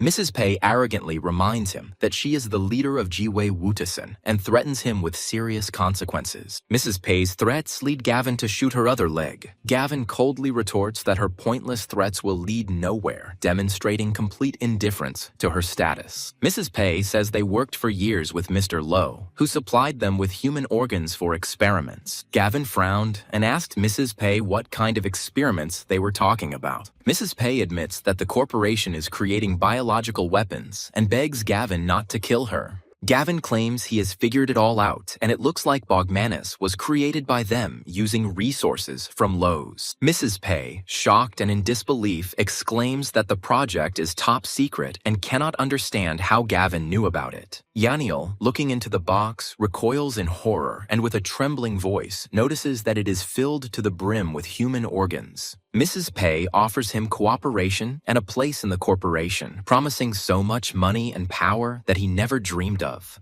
Gavin points a gun at Mrs. Pei to shoot her, saying that he is not interested in her offer. Mrs. Pei, seeing that Gavin is not impressed by her offer, begins to panic and beg him not to kill her, promising to be useful. Curious, Gavin asks the girl how she can be of use. Mrs. Pei, desperately clutching at her last hope, offers Gavin her capable mouth, hinting at intimate services. Mrs. Pei is trembling with fear and hopes to survive by any means necessary. Gavin shoots the girl right in the mouth. Gavin replies with disdain that her mouth couldn't even stop a bullet and declares that he is as useless as she is. Gavin, after searching the girl's body, finds an access card to the corporation's headquarters. Somewhere in the corporation, executives are panicking about someone daring to contact Zhao Wutizen, and they don't understand who is so brave. An investor in a corporation, upon learning what they have hidden from him, screams that he has a right to know and accuses management of concealing information. An unknown man enters the office and addresses Mr. Zhang, informing him that he is there. Mr. Zhang, seeing Hunter, orders him to take care of a boy named Gavin. Hunter replies that he already has a knife sharpened for Gavin, he just didn't have time to deal with him, and promises to send Mr. Zhang his hand. Mr. Zhao, the head of the repair company, reports to Gavin that the main structure of the villa has been reinforced, and even a tank can no longer penetrate it. Mr. Zhao reports that the interior and systems repairs will take another week, and Gavin thanks him. An older woman introduces herself as Auntie Lu from the living committee and asks if Gavin has recently moved to their neighborhood. Auntie Lu helpfully notes that Gavin hasn't joined the neighborhood chat yet and suggests he drop by to stay up to date. Gavin agrees, and Auntie Lu, noticing the pile of boxes of materials, asks if he needs them and if she can have them. The protagonist confirms that he really doesn't need the boxes, but apologizes that it's inconvenient to go there now. Auntie Lu offers to take the boxes out herself, but Gavin asks her not to interfere with the renovation. Auntie Lu is offended by the refusal, and Gavin promises to bring the boxes himself this week. Auntie Lu stubbornly refuses Gavin's offer, insisting that she wants the boxes now, afraid that someone will buy them. Annoyed by Aunt Lu's stubbornness, Gavin says, "Damn." Auntie Lu defiantly asks Gavin why he swears at people. Gavin remarks that it's just an urban village and asks what big things could possibly be produced here. Auntie Lu complains about Gavin, calling him rude and disrespectful to adults, that they should help each other. Zack hands the one-eyed dragon 500,000. The one-eyed dragon, having received the money, swears allegiance to Zack and his readiness to carry out any order. Zack explains to the one-eyed dragon that this is his personal business and orders him to simply take the money and wipe Gavin off the face of the earth. The one-eyed dragon assures Zack that he is a pro and promises to do everything tonight, ensuring that he never sees Gavin again. The one-eyed dragon and his minions leave Zack's office. Zack, watching the bandits leave, thinks that Gavin has no idea how much power he has and that he will kill him with just a wave of his hand. The one-eyed dragon and his minions stood near the hotel, where the leader asked again if his subordinate was sure that Gavin was here. The henchman reports to the one-eyed dragon that Gavin is staying in the presidential suite and remarks that he is quite rich. The one-eyed dragon orders his men to keep up, to watch Gavin's every move and not let the boy escape. Gavin says thoughtfully that everything has been going according to plan since the day of his rebirth. Gavin thinks that the most important points of the plan will be completed in these 3 days, and everything will go perfectly if this point doesn't fall through. Gavin becomes alert when he hears a suspicious noise outside. The one-eyed dragon's group approached Gavin's room. Gavin, realizing that it must be Zack who sent someone again, decides to play along. The one-eyed dragon orders the men to come from behind and not let the boy escape. Gavin notices that there is more than one group here. Hunter is confident of an easy victory, but his interlocutor warns him that Gavin is dangerous and has already beaten their people. Hunter's subordinate, ignoring the warning, confidently declares that they are better prepared than the previous failures. Hunter orders his men to beat Gavin to death, and when he's dead, cut off his ear and send it to Mr. Jiang. Gavin, noticing the two groups approaching, remarks with a grin that it is a lively day and anticipates fun. The one-eyed dragon's guard, seeing that Gavin has turned off the light, assumes that he has gone to bed and is glad that it is even better that way. Hunter's group went into action. The one-eyed dragon's group and the hunter's group met in the dark and could not see each other. The one-eyed dragon orders his group to stop for a second. The bandits burst into the room and, pointing their guns, order Hunter, since they cannot make out who it is in the darkness, to stand still and not move. Hunter grins and tells the one-eyed dragon, whom he mistook for Gavin, that he shouldn't move, and then attacks him sharply. The one-eyed dragon, angered by Hunter's insolence, shouts that he still dares to threaten him. Hunter ironically remarks to the bandit that he apparently read the wrong script, since he is the one who should be saying those words. The bandit, enraged by the mockery, threatens Hunter, whom he mistook for Gavin, saying that he has a sharp tongue and will now dig his own grave. The bandit, realizing that Gavin is too strong, notes that apparently they are not alone here for this, but still orders him to be killed. The one-eyed dragon shouts orders to his group to kill Gavin. A shootout begins between the two gangs of Hunter and the one-eyed dragon. The one-eyed dragon's henchman panics and reports that Gavin is not alone, to which the boss orders shoot to kill. Hunter's man screams in shock that Gavin has a ton of men, and Hunter orders them to open fire. Gavin, who is in another room and heard the entire shootout, says that they are playing like little children. The one-eyed dragon, breathing heavily, says with relief and glee that they finally dealt with Gavin. Hunter, seeing the one-eyed dragon, asks in surprise what he is doing here. The one-eyed dragon and Hunter, having met, ask each other what they are doing there and find out that they both came to kill Gavin. The one-eyed dragon, realizing that Gavin had outsmarted them, exclaims with annoyance that we have been deceived and Gavin has probably already escaped. Yaniel tells Gavin to take it. Gavin asks what it is. Yaniel reports that Gavin has been expelled, but he considers it unimportant in the face of the apocalypse. Yaniel states that he can't stand the consultant's smug smirk as he gloats over Gavin in the group chat. Gavin calmly replies that it's okay and that he too will be dealt with. The consultant expels Gavin, Wangda gloats, and Gavin remains calm. Gavin doesn't care about the statements of consultant, Chiche Dong, and Wangda. Gavin, after reading the messages in the chat, briefly and rudely replies to the consultant, sending him to a known address. Consultant Chi Chang Dong, seeing Gavin's answer, becomes furious and shouts that he is an ill-mannered creature and threatens him. Gavin reports the consultant's relationship with Director Lee's wife and is prepared to take responsibility for his words, offering to check the security footage. Yaniel, shocked, exclaims that this is exclusive information and asks Gavin how he knew this. Gavin says when the apocalypse happened, he found himself in a school with a counselor, and how his humanity died. He told this story. Qichang Dong demands that the admin close the group and prohibit forwarding messages and orders everyone to pretend they don't know anything. Yaniel joyfully exclaims that the consultant has given himself away and promises to immediately post screenshots of the correspondence on the school forum.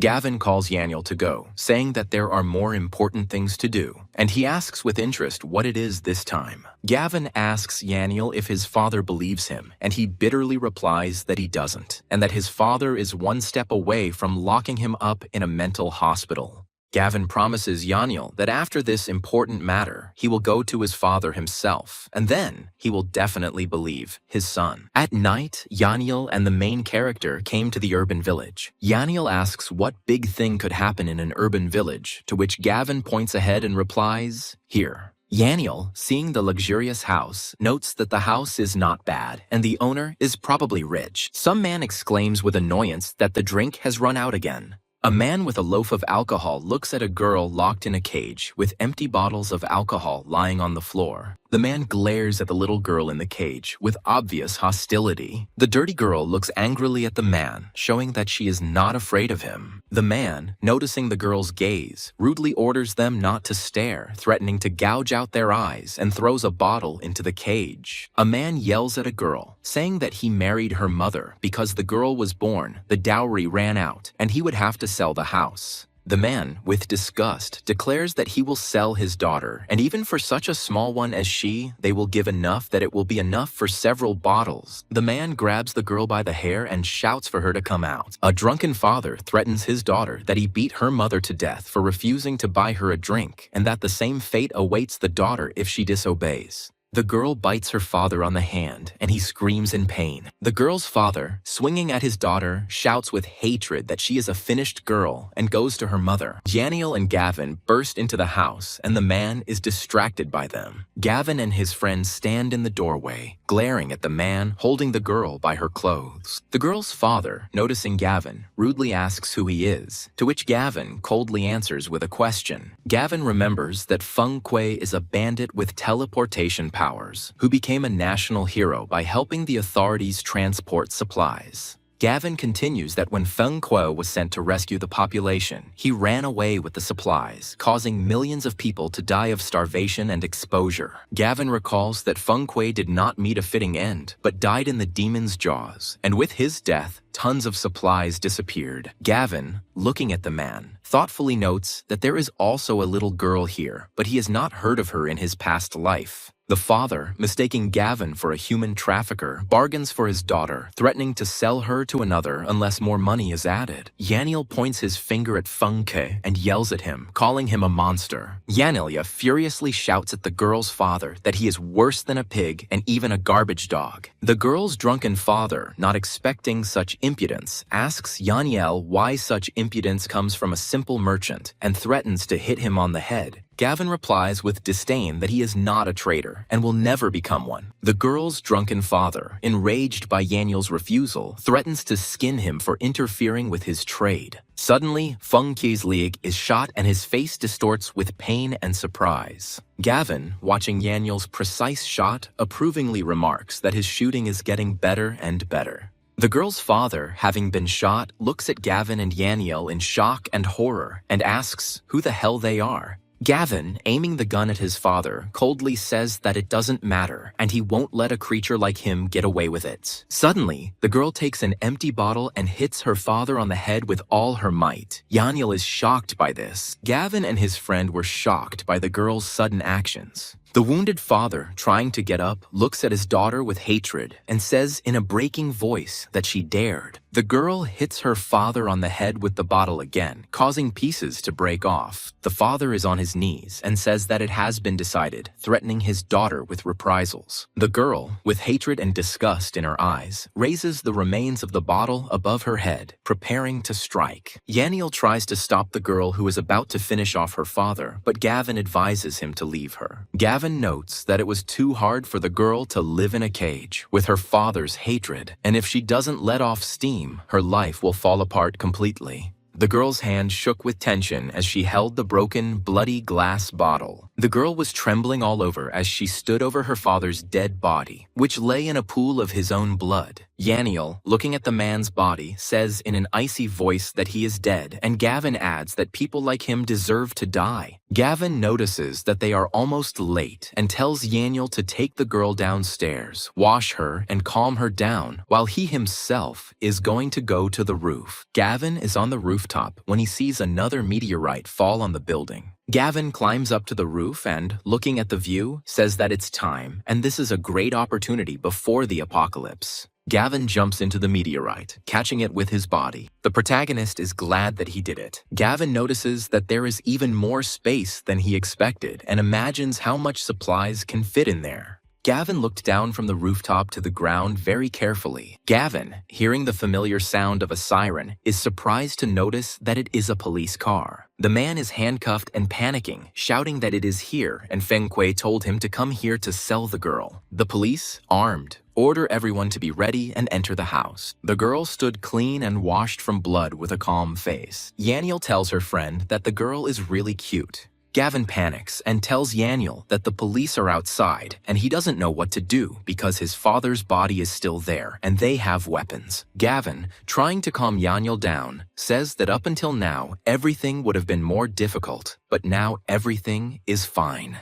Yaniel looks at Feng Kuo's body in shock and notices that it is disappearing right before her eyes. The police burst into the house and ordered everyone to stand still and not move. The policeman looks around at those present and sternly asks which of them is Feng Kuo. The man in handcuffs, looking around, thoughtfully says that none of them and that he is clearly not here. The policeman looks at Gavin and Yaniel and asks suspiciously what the two of them are doing here. Gavin introduces himself and claims to be a distant relative of the girl and explains that he simply came to visit her. Yaniel, following Gavin's example, politely introduces himself to the policeman as a classmate who came with him. The policeman softens and, seeing the frightened girl, calms her down, asking her not to be afraid and to give her name. The girl timidly introduces herself as Shishi. The policeman turns to the girl, calls her CC, and asks her to be kind and tell him if she knows these two. The little girl hesitates, then nods confidently and tells the policeman that Gavin is her relative and that her mother told her so. The police officer lets Gavin and Yaniel go, but says that if there is any hint about Feng Kui's whereabouts, they should report to him. Yaniel nervously urges Gavin, saying that they can handle it and that they need to leave quickly. Cece grabs Yaniel by the sleeve and looks pitifully. Yaniel, looking back at the girl, anxiously asks Gavin what will happen to Cece now that her father is dead. Gavin leans toward the girl and gently asks if she would like to come with them. The girl nods happily and agrees to go with Gavin and Yaniel. Gavin pensively remarks that it will be better this way because she won't survive the apocalypse alone. Gavin warns the girl that she can come with them, but they are no place for slackers, and asks if she knows how to cook noodles. Cece joyfully exclaims that she can do it. Gavin, hearing an affirmative answer, smiles and solemnly announces that he is welcome to the gang. Yaniel, happy about the new addition to the team, suggests going out for a hot pot and, turning to Cece, asks if she eats spicy food. Yaniel admits that he is still a little scared. Gavin tells Yaniel seriously that there are 3 days left until the apocalypse, and they need to convince his father no matter what. Yaniel's father, seeing them again, angrily shouts at them to get out and accuses them of just messing with his head. Yaniel begs his father to trust Gavin, warning that if he doesn't act now, it will be too late. Yaniel's father, not listening to his son, orders them to get out and not distract him from drinking tea. The mug that Yaniel's father wanted to take suddenly disappeared. Yaniel's father, confused, asks where his tea is. Gavin presents Yaniel's father with the teleportation ability he just acquired, claiming it's exactly what he talked about. Yaniel's father dismisses it as a simple sleight of hand and claims that he can't be fooled as he's seen this before. Suddenly, the sofa on which the friend's father was sitting began to disappear into thin air. The friend's father falls to the floor. Gavin asks his father with a grin if he believes him now, calling him Grandma Parker. Yaniel's father, shocked by the disappearance of the sofa, still insists that he doesn't believe it and calls them too young. The table that Mr. Parker was leaning on also disappeared into thin air. Mr. Parker fell face down on the floor with a thud. The father, trying to catch Gavin in a lie, declares that he will believe it if everything in this room disappears. Soon, the whole drawing room was empty, and Mr. Parker stood and looked silently at the empty room. The father watches in shock as all the furniture in the room teleports, and is forced to admit that it really is gone. Yaniel's father slaps his son with all his might. The father, confused and irritated, asks Gavin why he hit him. The father, rubbing the bruised area, says with relief and surprise that he is not sleeping, and this is true. 760 million yen is deposited into Yaniel's account by Yaniel's father. Yaniel happily informs Gavin that his father transferred more than 700 million. Gavin gives the order to split up. Yaniel buys warm clothes and supplies, and he himself goes to inspect the villa and plans to buy weapons. Gavin returned to the cottage to accept the completed project. Mr. Zhao proudly reports that the construction of the villa is completely completed and the project is carried out exactly according to the drawings. Gavin thanks Mr. Zhao for his hard work and expresses his complete satisfaction with the result. Mr. Zhao assures that with supplies, Gavin will be able to survive in this shelter for the rest of his days, even during the apocalypse. Gavin promises to transfer the remaining amount as soon as possible, and Mr. Zhao agrees. Gavin calls out to Mr. Zhao, and he turns around. Gavin warns people not to leave their homes for the next 2 days, urging them to stock up on food and stay home. Mr. Zhao is surprised when he asks if there is a typhoon approaching them, and Gavin states that yes, it is the strongest one in a century. Mr. Zhao, having received instructions, agrees that this is a good opportunity to rest, admitting that he is very tired. Trucks with provisions and other supplies arrived at Gavin's cottage. Yaniel proudly reports that he has brought supplies, assuring that they contain only the best and most expensive ones. Gavin orders everything to be brought to the villa, promising to place the supplies in the safest place. A neighbor watches the line of trucks and wonders why Gavin needs so much stuff, whether he is planning to open a store. A little girl capriciously asks her grandmother for a lollipop.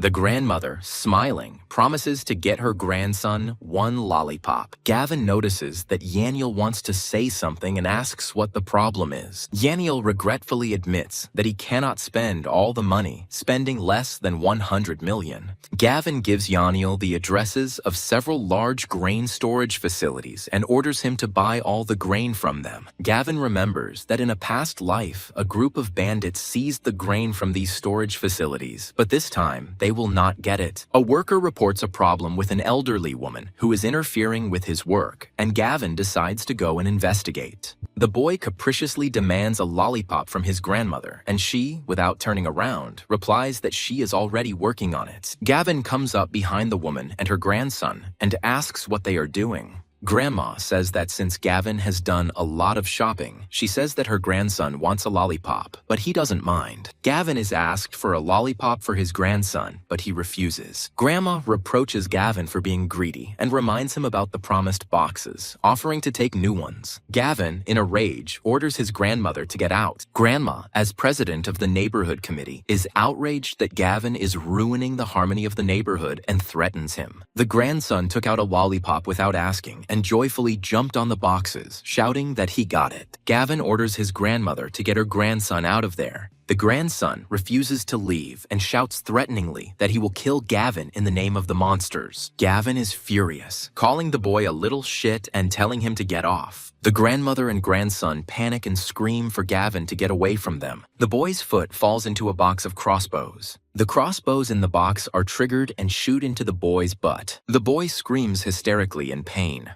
The grandmother looks in horror at her crying grandson, who complains of severe pain in his butt. Gavin says, with a malicious smile, that he was glad to serve. The grandmother demands compensation from Gavin for her grandson's injury and promises to get even with him. Xenia Scott was passing by with a friend and saw Gavin's yard through the fence. The neighbor watches what is happening with bewilderment and wonders what Gavin is up to. Xenia's friend remarks that Gavin must be crazy to load everything in such heat. Xenia indifferently replies that Zach will take care of Gavin and calls her friend to go to the salon. Yaniel proudly reports that all the money has been spent and the grain will last for a long time, even if he eats only it. Gavin offers to pick up Tsui Tsui after they meet her. Gavin asks Tsui Tsui how things are going at work at the logistics park. Tsui Tsui happily announces that she has been promoted to warehouse supervisor and asks how much longer she will have to work there. Gavin says she can quit tomorrow, and Tsui Tsui is happy and says she will resign right now. Gavin stops Tsui Tsui, telling her not to quit and asks her to help him with something, to which she asks what it is. Gavin asks Tsui Tsui to help him get the keys to the warehouse as he will be coming to the park tonight. Tsui Tsui asks, puzzled, why Gavin would do this in the middle of the night. Gavin asks Tsui Tsui to wait for him at the warehouse and promises to tell her everything later, but this confuses her. Gavin sternly warns Tsui Tsui not to let anyone know about their meeting. Tsui began to speculate and blushed. Mr. Liang reports that all the food is in place and suggests checking. Gavin asks Mr. Liang and his men to leave, leaving behind the keys to the granaries. Yaniel notices that everyone has left and it's time to get down to business. Gavin uses the storage ability to collect supplies inside. Yaniel watches in shock as the massive mountain of grain disappears in an instant. Gavin explains that any object remains unchanged, and even hot noodles will still be hot after hundreds of years. Yaniel wonders if this means that the flow of time in hyperspace is zero, but Gavin says that they will have to find out. Mr. Lian returned to tell us something else, but he froze and said that it was from shock and lack of understanding. Mr. Lian, shocked by what she saw, exclaims with doubt and horror, wondering if she was imagining that the mountain of grain had disappeared in an instant. That night, Gavin came to Tsui Tsui's warehouse and knocked on the iron door. Tsui Tsui opened the door with a flushed face and said that he really had come. Gavin asks Tsui Tsui to keep quiet, even if it sounds strange, and she nods understandingly and promises to remain silent. Gavin, after making sure Tsui Tsui is ready, warns that he is starting to move the warehouses. Tsui Tsui timidly and with a flushed face says well and closes his eyes in embarrassment. Gavin, noticing that Tsui Tsui was lost in thought, hurries him, saying that it is time to go. The girl dies and starts running after Gavin in complete confusion. Gavin and the girl came to the warehouse supplies. Gavin says that after this batch is collected, the accumulated resources will reach astronomical proportions. The supplies completely disappeared from the warehouse as if they had never been there. Suikui exclaims in horror, not understanding what is happening. Suitsui, realizing that Gavin did all this, asks him about it with disbelief. Gavin, seeing Tsuitsui's confusion, promises to explain everything later and calls her to collect materials from other warehouses. Tsuitsui asks in confusion what they are doing in the observation room. Gavin explains that they are disabling CCTV cameras to cover their tracks. Having finished with the cameras, Gavin urges Tsuitsui to return, promising to explain everything. Tsuitsui and Gavin return to the villa. Cece, carefully handing Kuikui a cup of tea, calls her little sister and wishes her a pleasant tea party, to which she thanks the girl. Gavin asks Tsuitsui if she believes what he told her, and she says she does. Yaniel notes with irony that Tsuitsui believed Gavin so easily, without asking unnecessary questions. Gavin seriously announces that the apocalypse is coming tomorrow, and from that moment on, they don't go outside. Tsuitsui asks to go out, explaining that she needs to go somewhere, and Gavin says that she must be back before 12 the next day. Zach's security guard justifies himself to him by saying that last time was just an accident. Zach's guard says when they came across another group who also wanted to kill Gavin. Zach, losing his patience, growls at the guard that those who mess with trash have no business in the mountains and warns that his patience is running out. Zach says that this time he will go himself and the Covenant follows him. Homeless animals gathered around bowls of food. Tsuitsui turns to the animals. She can no longer feed them, so they need to learn to get food for themselves. The girl says goodbye to the animals, saying that she hopes to see them again. The guard reports to Zach that Gavin has been sitting in the villa for a while and hasn't come out, so it won't be easy to get to him. The guard suggests that Zach grab Gavin's girlfriend, believing that then he himself will come, and gives the order to move forward. Yaniel is shocked and in disbelief, screaming into the phone. Yaniel bursts in on Gavin, screaming that bastard Zach has captured Tsuitsui and insists that Gavin come to him alone. Gavin, seething with rage, declares that Zach asked for this himself, and he will not live to see the apocalypse. Gavin comes to the old factory. Zach greets Gavin mockingly, saying that he finally showed up. Gavin, ignoring the taunts, orders Zach to stop wagging his tongue and let Tsuitsui go. Zach's henchman pushes Tsuitsui towards Gavin, saying, "Yes, please." The girl screams the main character's name in fear and runs towards him. Zach says with an evil smile that Tsuitsui is naive and shoots in her direction. The girl turns around in shock and inevitability. Gavin suddenly pulls Tsuitsui towards him, dodging her bullet. Zach exclaims in shock and disbelief as he watches Gavin dodge, not understanding how he did it. The girl shouts to Gavin that the bandits have weapons and urges him to run quickly. Gavin calmly replies that he shouldn't be afraid and to leave it to him. Gavin claims he wanted to give him a couple more days to live, but a gap opened up in his schedule, hinting at a quick reprisal. Zach orders his men to torture Gavin, promising not to let him die so easily. One of the bandits confidently declares that he can deal with Gavin with one blow, underestimating his opponent. Gavin, looking at the attackers, says in an icy tone that he sees that they don't want to live and slams the first one face first into the wall. The bandit exclaims in shock and horror, not understanding how Gavin can be so strong. The gang leader, having come to his senses, orders everyone to attack Gavin and take him. Gavin dodges the bandit's knife. The main character twists the bandit's arm and snatches a knife. At the next moment, he wounds the bandit in the leg with a knife. Gavin quickly and deftly inflicts the same wound on two more bandits. Tsuitsui, watching the fight, notices with admiration and relief that Gavin is so strong. Zach doesn't understand where Gavin got such abilities from, but his comrade orders him not to panic and reminds him that they have guns.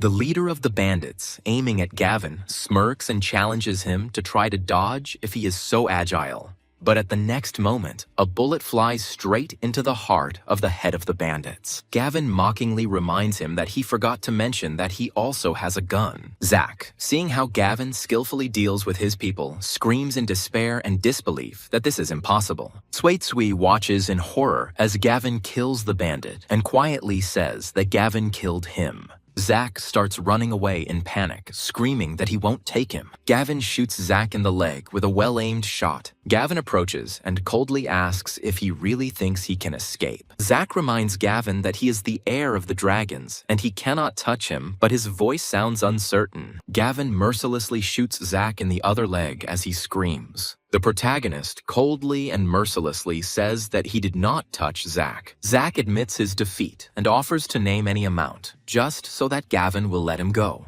Gavin puts the figure at 1 trillion. Zach is shocked and horrified and can't say anything.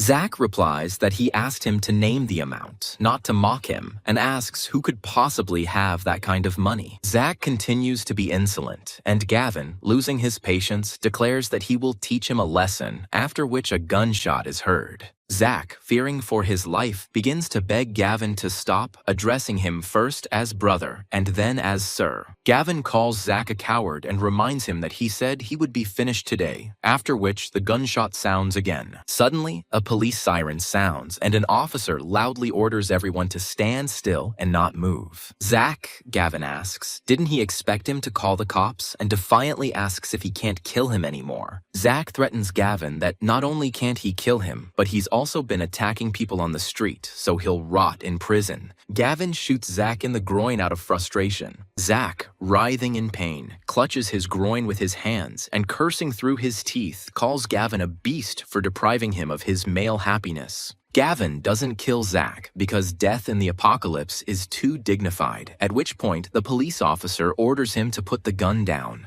Gavin, looking at the police, smirks and declares that they won't catch him, hinting at his abilities. The police, armed, order the surrounding of Gavin and the beginning of an operation to detain him. Gavin starts counting down to something. A policeman looks in shock at the sudden snowfall in the middle of summer. 3 police officers look at the sky, not believing the falling snowflakes. Someone from the crowd exclaims in shock, not understanding where the snow came from in the middle of summer. Snow begins to fall throughout the area. The police officer panics and notices that the temperature is rapidly dropping and they are becoming very cold. The wounded bandit, shaking from the cold, begs for help, screaming that his wounds are freezing. Zach, realizing that Gavin was right and in horror, begs for salvation, not understanding why it is so cold, and screams that he will soon freeze to death. The policeman shouts to the others to take Gavin. Gavin proclaims that the apocalypse has indeed arrived, and seeing that the temperature continues to drop, urges Tsuitsui to go.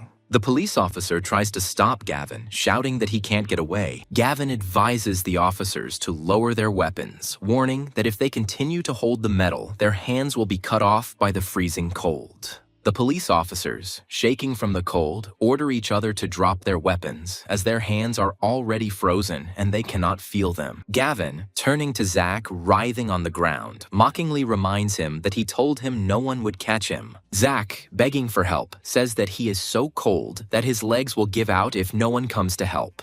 Gavin stands up, grins, and wishes everyone a happy apocalypse before disappearing into the snowstorm. People on the streets are discussing the abnormal weather, fearing they will freeze to death, calling it a once-in-a-millennium disaster. Tsuitsui admits that everything turned out to be true, but Gavin warns that this is just the beginning, and the situation will get even worse. Tsuitsui anxiously asks Gavin how long the apocalypse will last. Gavin answers Tsuitsui's question that he doesn't know how long the apocalypse will last. Gavin remembers that in his past life, he died a year after the apocalypse began, and there was no hint that it would end. People in a store, ripping clothes off hangers, ignore the seller's threats to call the police because without them, they will freeze to death. Tsuitsui notices that people are already stealing clothes and fears that crimes will start soon, but his Gavin says that things will get worse. Bandits, armed with knives, order passers-by to hand over their clothes, threatening to kill them.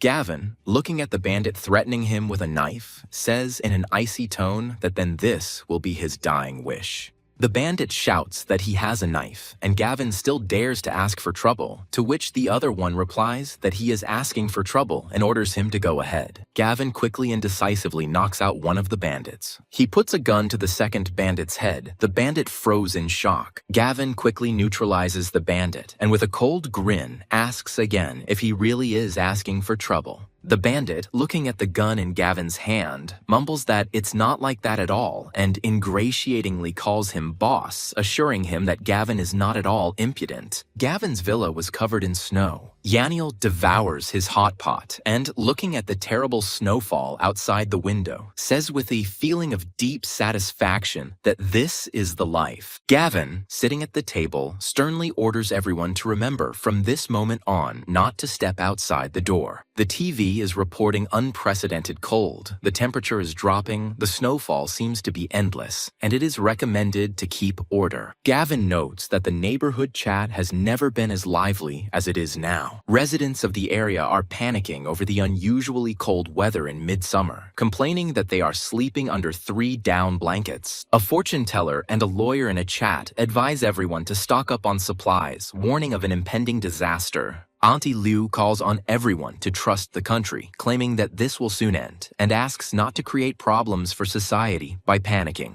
Gavin looks at Auntie Liu's messages with a mocking smile. Gavin wrote a message that he advises that if you are going to buy, then buy in bulk. Auntie Liu scolded those who doubted, calling them snotty and foolish, assuring them that everything would end very soon. 3 days later, it has been snowing for 3 days in a row, and the air temperature has reached -60 degrees. Cui Cui notes that the apocalypse began so suddenly that many did not have time to stock up on food and fears that they will die of hunger. Gavin notices notifications on his phone from the residents' chat room. The temperature has been dropping for 3 days now, but there is no warming. Auntie Liu declares that the district committee will provide every home with what it needs. Gavin hears a knock on the door and asks warily who it is. Auntie Liu knocks on Gavin's door, shouting that the community has brought them a bit of warmth and asking him to open the door. Gavin politely declines through the door, saying they are warm enough. Auntie Liu introduces herself again and demands that the door be opened immediately, but Gavin refuses, citing the intense cold outside. Auntie Liu, recognizing Gavin's house, screams in rage at how dare he defy the organization and orders him to open the damn door. Gavin calmly replies that he's not throwing anything at her, to which Auntie Liu demands to open the door, calling him a good guy. Gavin, losing his patience, declares that he is challenging her and calls her a fool. Auntie Liu is furious and screams that this damn idiot is driving her crazy. Auntie Liu, realizing that Gavin won't open the door, says that her grandson could die of hunger and suggests going around the other houses. Gavin, looking at the chat, thoughtfully notes that 3 days have passed already, and people are already starting to show their rotten side. The snow-covered villa of Ksenia Scott and her mother. Ksenia's mother reports that they only have food for 3 days and asks if her daughter has contacted Zach, but Ksenia replies that he is injured. Ksenia, trying to calm her mother, suggests finding someone to buy them supplies before prices skyrocket. Ksenia agrees to her neighbor's exorbitant prices, asking him to bring supplies to her home and to let her know if anyone else has anything to sell. Gavin notices that Ksenia, although a bitch, is not stupid, since she figured out how to buy supplies when suddenly Tsui calls Gavin to dinner. Gavin, reading Ksenia's chat messages, coldly remarks that those who sell their stock now will greatly regret it in the coming days. At the snow villa, where Hunter and his people are, temperatures have already reached -60 or even 70 degrees, and there are no signs of warming. Hunter's man panics and asks what they should do because they are out of food and don't want to starve to death. Hunter, in despair, decides that he can't just sit and wait for death and orders them to go and get everything they need. Hunter's accomplice notices an online profile of a man named Gavin and assumes he is the one they are hunting. The girl confirms that it is indeed Gavin and is surprised that he also uses this app. Hunter suggests sending Gavin a message demanding that he bring them some food. Gavin, encouraging a tired CC, says that if she trains for half an hour every day, she will definitely succeed. Little Saishi, gathering her strength with determination in her eyes, says that she will definitely pass, turning to Gavin. Yaniel notices that Shishi is training hard and realizes that the world has changed, so he should take care of himself too. Gavin suggests that Yaniel train and says that with his technique, they will be much stronger than if they remain without practice. Yaniel, exhausted, falls to the floor and groans that he can no longer hold on. Yaniel, wiping away sweat, admits that training is exhausting and suggests they have some lobster to refresh themselves so they can try again.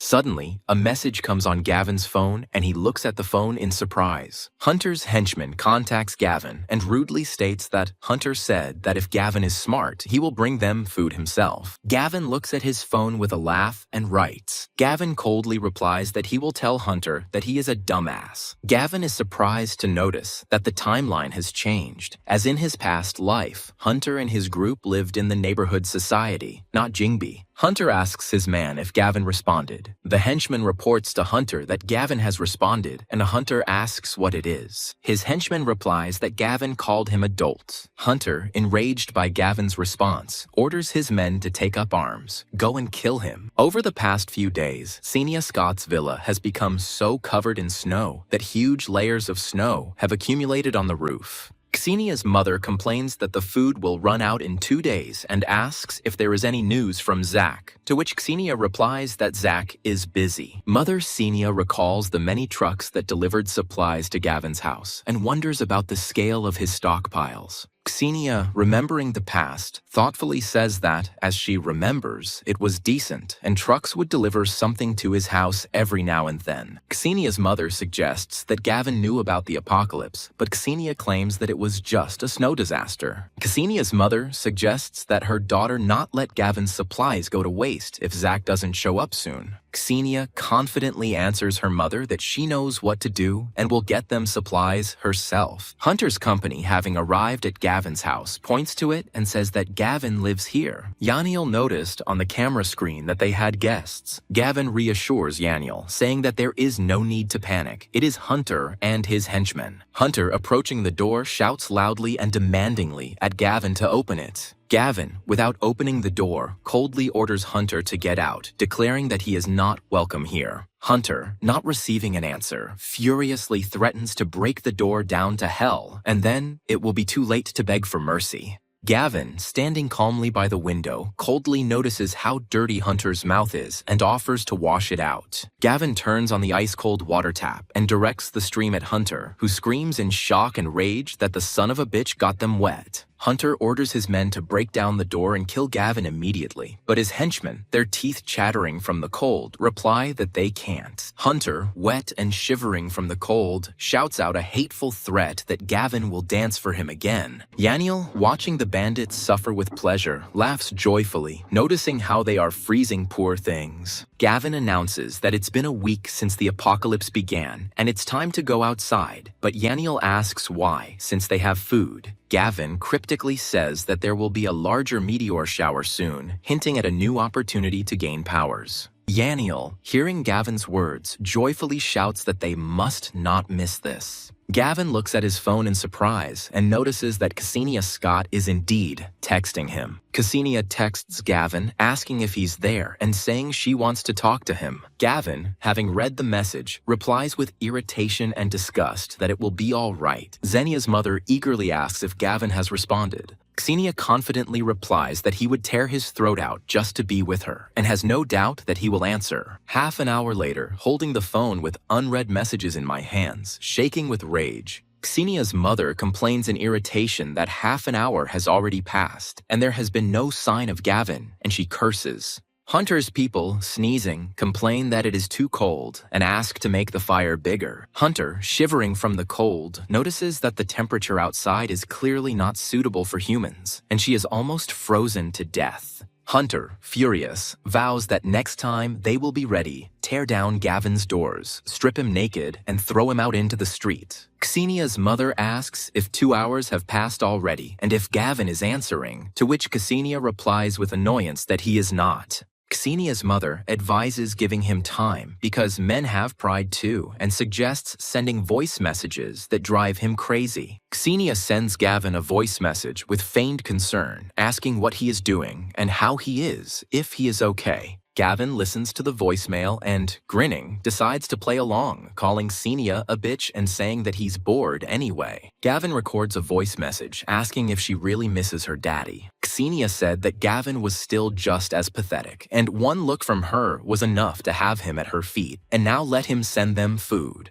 Xenia turns on Gavin's voicemail and hears him ask if she missed her daddy. After another refusal, Xenia angrily calls Gavin a bastard. Auntie Lou is being criticized in the neighborhood chat, but she announces that she will go door to door with the committee, collect the surplus, and distribute the supplies evenly. Gavin notes that she is not stupid and wants to get her hands on people's supplies, but it is unlikely that anyone will help her with this because people are not stupid either. Yaniel notices that it is already quite dark and it is time to go out. Gavin makes the announcement and orders everyone to get ready to go, including Tsuichui and Shiche, who he tells to put on warm clothes and come with them. Gavin thinks the meteorites will hit a residential area, but he's not sure which corner, so the more people there are, the higher the chance of catching one. Yaniel, going outside for the first time since the apocalypse began, complains of the bitter cold. Gavin announces that 2 meteorites will fall today and orders everyone to keep their eyes peeled and head straight for one as soon as they see one.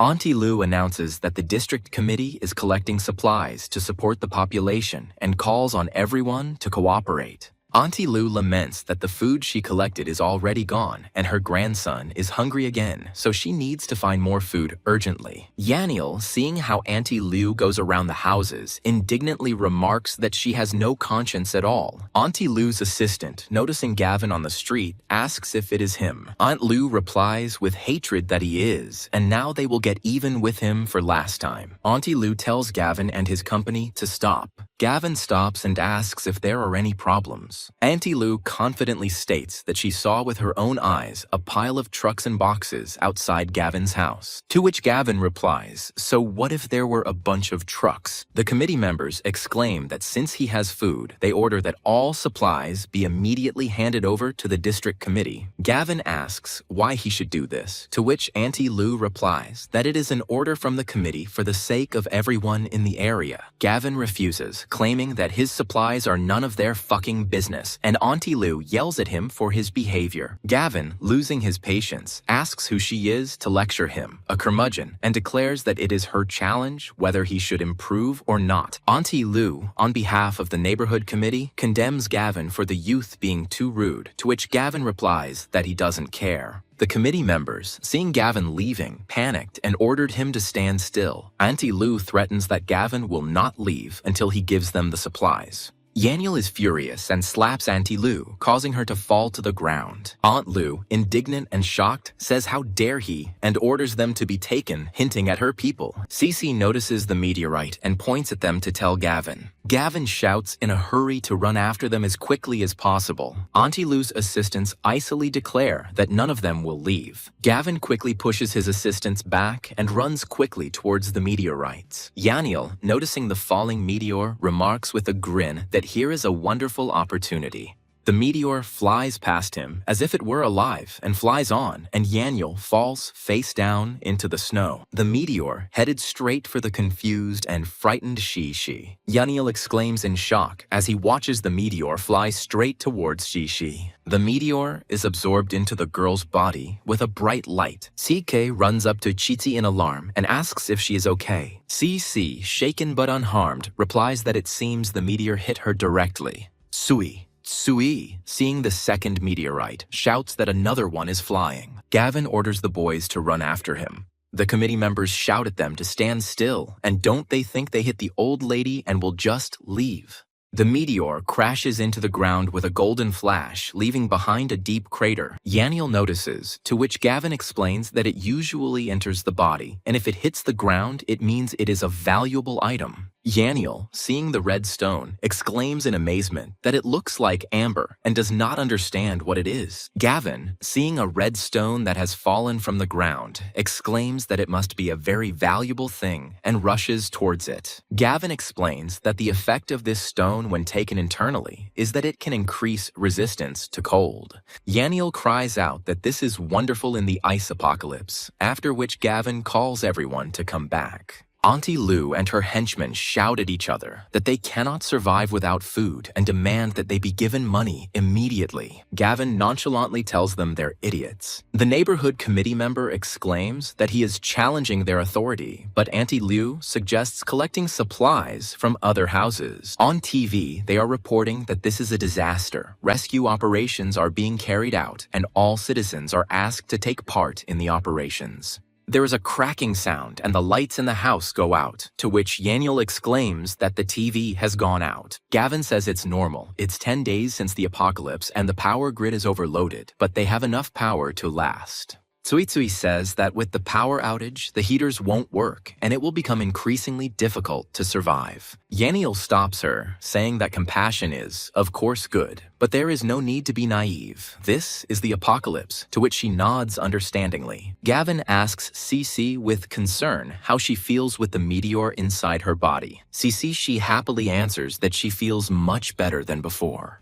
Gavin asks Cece again if she feels much better, and she happily confirms that she does. Gavin invites Cece to try the techniques he taught her to test her new abilities. Gavin notes that his physical condition has not changed at all, and it seems that the acquired ability is not related to physical strength. Gavin asks if she has any new memories, like how to swordsman or cast fireballs, but she says no. Gavin, unable to find an explanation, calms Cece down and says that they will slowly but surely find out what ability she has received. Gavin announces that they will now share the spirit fluid between everyone, and they will not have to worry about the cold when going outside. Yaniel drinks the spiritual liquid from the glass. Yaniel notices that warmth is spreading through his body, and Gavin explains that after this, he will not freeze, even if he stands in the cold for hours. Xenia's mother says that their electricity went out, there is no heat left, and she has weak bones that will soon turn into ice.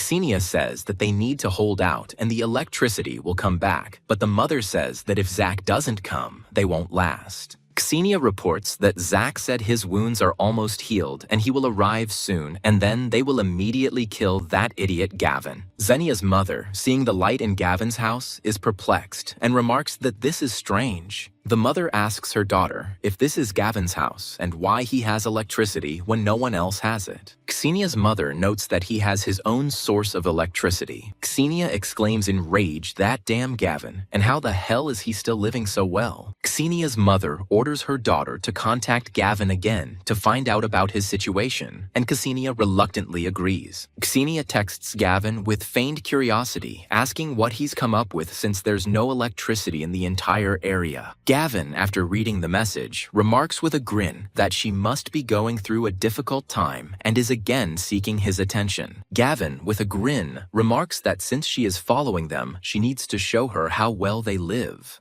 Xenia joyfully exclaims that Gavin has finally answered, and her mother, full of impatience, urges her to quickly read what is there. Gavin tells her that he got bored of doing nothing, so he decided to prepare a table of food and will soon be eating. Xenia's mother, looking at the food photos sent by Gavin, exclaims that all the dishes are her favorite, if only she could eat any of them. The mother panics and demands that she force Gavin to share the food. Xenia writes to Gavin, asking how he managed to save so much food when they had run out of everything long ago, and her mother awaits his answer. Mother and Xenia waited impatiently for Gavin's answer. Gavin briefly replies that enough chatter, he's going to eat, and there won't be any more messages from him. Xenia, having read the answer, exclaims in rage that he simply decided to amuse and humiliate her. Gavin, watching the actions of the area's householders, they too are beginning to lose patience from hunger and cold. In the neighborhood chat, residents are discussing hunger, and one suggests going out to look for food, while another says that several people have died under the snow. Gavin says that going out now is not the best idea. People will not survive long in this weather, freezing to death.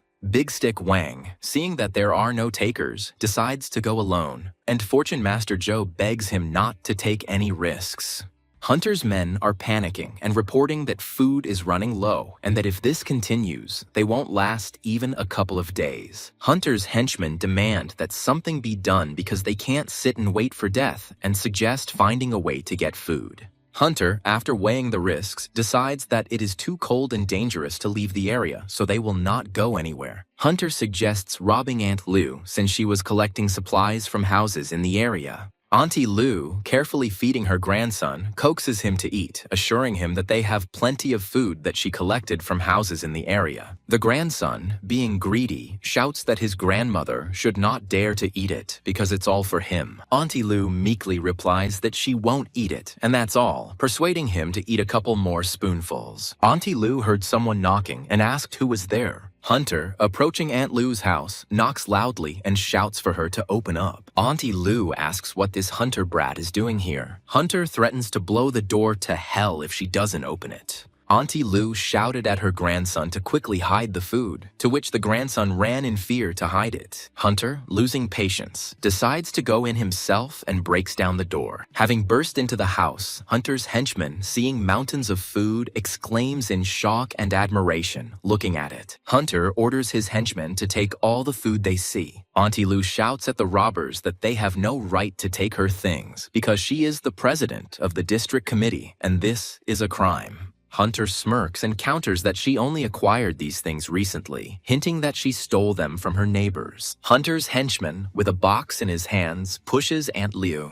The aunt rushes at Hunter's people with fury and screams. Hunter's henchman pushes Aunt Lou so hard that she falls to the floor. Auntie Lou's grandson screams hysterically that it's all hers and threatens to kill them in the name of light. The henchman, in a rage, hits the boy, shouting, "Bastard, you're looking for death." Seeing this, Aunt Lou screams, calling for her grandson. Hunter orders the wooden furniture for the fire to be taken away, and his assistant admiringly calls him a genius. Auntie Lou screams in despair and horror that the bastards hit her grandson. Ksenia's mother advises her daughter to contact Gavin again, as guys get weak from girls' sweet words, and Ksenia agrees. Ksenia writes to Gavin with cloying affection that she misses him and whether she can come and see him. Ksenia happily tells her mother that Gavin answered okay. Ksenia, while getting dressed, tells her mother that he is still just as weak as ever, and that all she has to do is say a few kind words, and he will be at her feet again. Ksenia, approaching Gavin's house, shouts loudly for him to open the door and introduces herself. Gavin, without opening the door, coldly asks again, "Who is it, you?" ignoring her. Ksenia, offended, shouts that it is she, Ksenia Scott. Gavin, watching the frozen Ksenia through the camera, greets her ironically and asks what she forgot.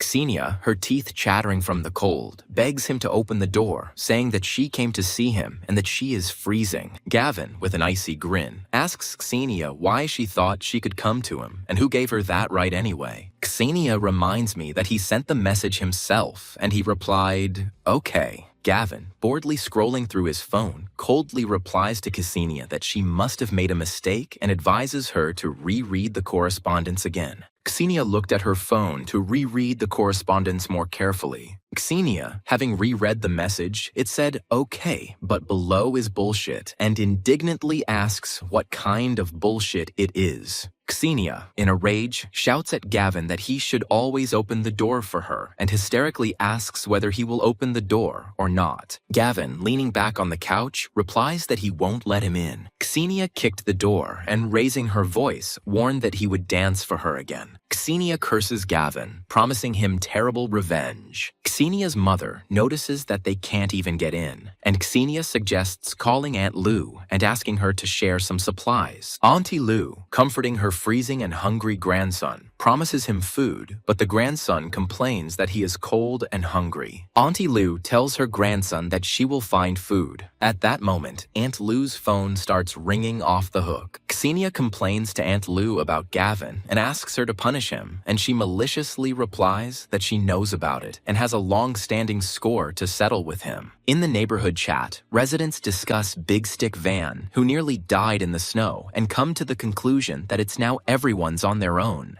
Gavin says that almost half a month has passed since the beginning of the apocalypse, and it is time to test humanity. At this point, Gavin is frozen in shock by the new messages. Auntie Lou accuses Gavin of being the only one with plenty of supplies, but he doesn't intend to do anything about it. Gavin remarks ironically that she has decided to turn the entire neighborhood against him and is not going to give in. Auntie Lou demands that Gavin share his supplies, promising in exchange a certificate from the committee and permission to officially live here. The aunt looks at her phone at the messages from her neighbors, who are shocked by this information. Gavin remembers that in his past life, his kindness was taken advantage of, and his supplies were simply stolen, so he won't do it again this time. Auntie Lou threatens to ruin the door with paint and curse him every day, then calls on the villagers to follow her and take everything from him. Yaniel stood in the kitchen and talked on the phone, telling his dad not to worry and that he understood everything. Gavin asks Yaniel what happened. Yaniel tells Gavin that his father called and said that there is complete chaos and many people are looting and vandalizing houses. Gavin calmly points out that this is normal and it will get worse.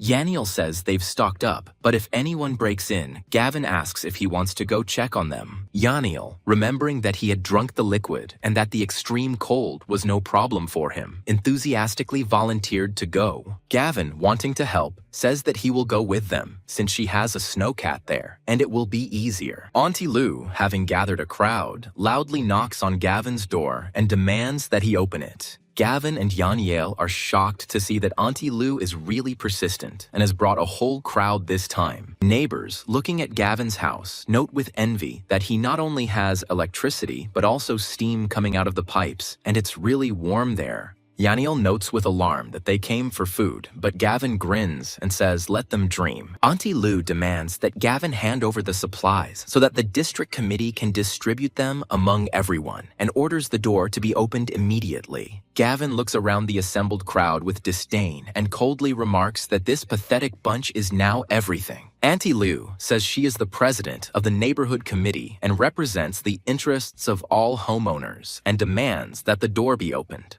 Gavin, remaining icy calm, refuses to open the door and invites them to come in themselves if they want. Auntie Lou says she was prepared for Gavin's refusal and orders professional burglar Mr. Lee to pick the lock. The neighbors are discussing how, as soon as the door opens, they will be able to warm up and eat, and their mouths are watering at the very thought. Mr. Lee admits that he has never seen such a lock. It is not an ordinary one, but a special, anti-theft, multi-level one. Gavin grins and remarks that they are fools. His lock is like a safe in a bank vault, and some old man won't be able to open it. Auntie Lou hopefully asks if Mr. Lee can open the lock, to which he hesitantly promises to try again. Gavin, losing patience, orders Yaniel to turn on the power, and he readily complies. There is a cry for help, and the burglar falls to the ground, struck by an electric discharge. Auntie Lou exclaims in shock that Gavin wired the door with electricity and is horrified by his cruelty. Auntie Lou is furious and orders the crowd to break down the door, demanding that they get inside at any cost and take the supplies. Auntie shouted to the crowd to start now. The crowd, gaining speed, drives a tree trunk into the door, trying to knock it down. Yaniel notes with condemnation that these people are shameless and have never once thought that their supplies have nothing in common with them. Gavin notes that the apocalypse is a test, and some would rather die than go through it, while others would walk over heads to survive. Auntie Lou's man says that they are exhausted and without strength. The neighbors, unsuccessfully trying to knock down the door, disappointingly inform Aunt Lou that the door is very strong and they cannot break it down. Gavin, with an icy grin, says that they are exhausted and now it is our turn to shit, hinting that it is his time to act. Yaniel pressed the button with glee and said that the heat had started. Auntie Lou, in a rage, orders the crowd to continue breaking down the door, declaring that she doesn't believe they can't break it down. Yaniel suddenly pours a bucket of sewage onto the crowd. The neighbors were shocked by the unexpected watering. Auntie Lou screams in shock and rage. How dare he pour water on them? People run away from the door in horror and disgust, screaming that it's not water, but toilet flush, and that the smell alone makes them sick. Auntie Lou yells that she's not finished, to which Gavin replies that she should keep cursing because there are still enough surprises. The crowd decides to leave to avoid getting even colder, but one of them indignantly calls Gavin a fool. The girl tells Hunter that Aunt Lou's raid on Gavin's house failed, and they returned covered in toilet waste. Hunter admits that Gavin has aces up his sleeve and defended himself well, and the girl adds that this means, indeed, a lot of supplies. The girl declares that Gavin shouldn't be written off, and as soon as they break into his place and take everything, they will be able to live happily ever after. Hunter reminds him that he and Gavin have their own showdown, and he won't just leave him like that. He just needs to prepare properly. Xenia, shivering from the cold, complains to her mother that Auntie Lou screwed up and she froze to death. Xenia, losing hope, says that she called Zach again. Zach asks if everything is okay with her and why she is calling again, to which Xenia asks when he will come for her because she is so cold.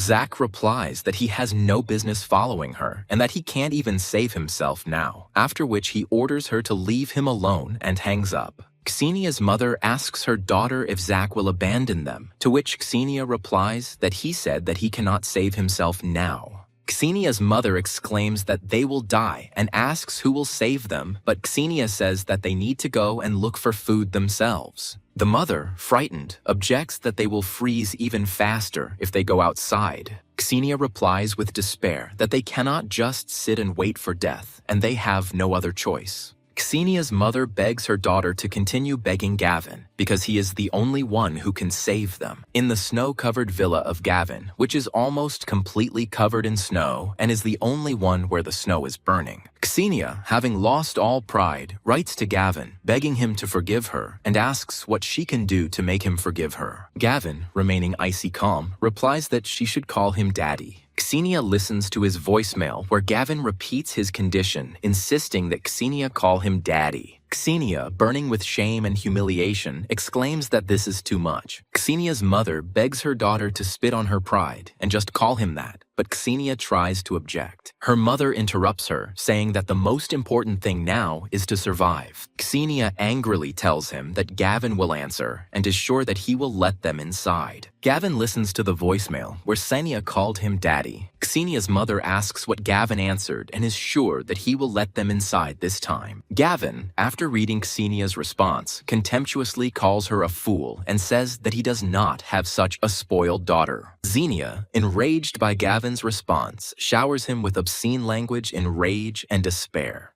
Hunter's men, preparing for a new attack, report to Hunter that everything is ready, and he nods, deciding to teach the attackers a lesson. Hunter commands his men to go out. He goes with the intention of finally getting what he wants. Hunter's men follow him boldly. Yaniel warns Gavin that Hunter is back with his friends. Gavin coldly remarks that they won't get away so easily this time, and they shouldn't think they're so easily humiliated. Hunter approaches the door and, pretending to give Gavin one last chance, orders the door to be opened. Gavin, holding a cup of hot drink in his hands, calls Hunter an idiot. Hunter coldly replies that his chance is gone, and now he will wait for retribution while his henchmen throw firewood at the door. Hunter, losing his patience, orders to pour gasoline and burn the house to hell. Yaniel says they'll set the house on fire, but Gavin says the house is made of heat-resistant materials, and even if they burn it for 3 days, it won't work.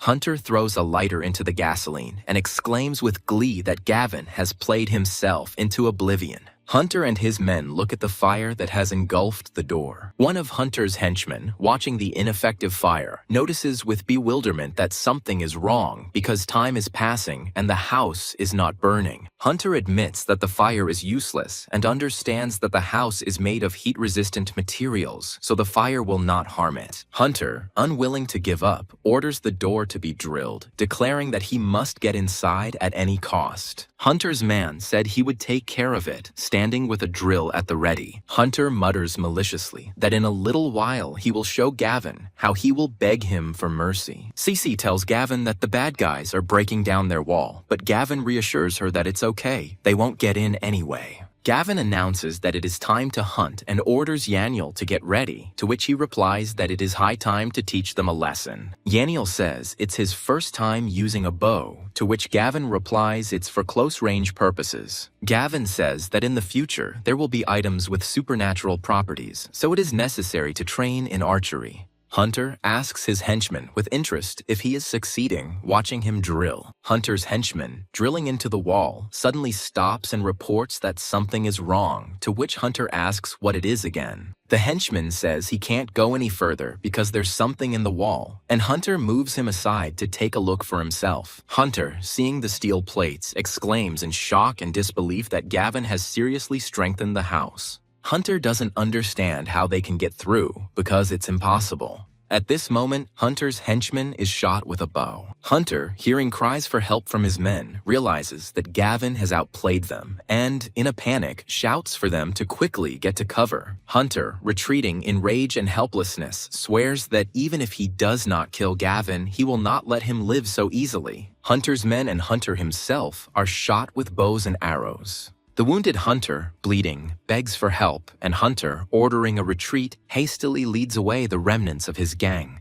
Hunter's wounded henchmen, left to die in the snow, scream in panic, begging for help to stay and save them. Yaniel counts the losses and notices that there are 3 left. The rest are gone. Yaniel asks what to do with them, to which Gavin replies that there is no need to worry. In such weather, the wounded will not go far without medicine. The wounded, shaking with fear and cold, beg Gavin not to kill them, justifying themselves by saying that Hunter forced them and they didn't want to. Gavin says it's time to go back, and he and Yaniel leave. Yaniel asks why Gavin let them go, and he says that knowing Hunter won't come back, and in 10 minutes they will turn into popsicles. Yaniel adds that Hunter was also shot, and by leaving them to die, Gavin will sow discord in the gang, making it unlikely that Hunter will return. One of the wounded, trying to console himself, remarks that at least he didn't kill them. The wounded desperately discuss how long they can last and decide to call Hunter to come back for them.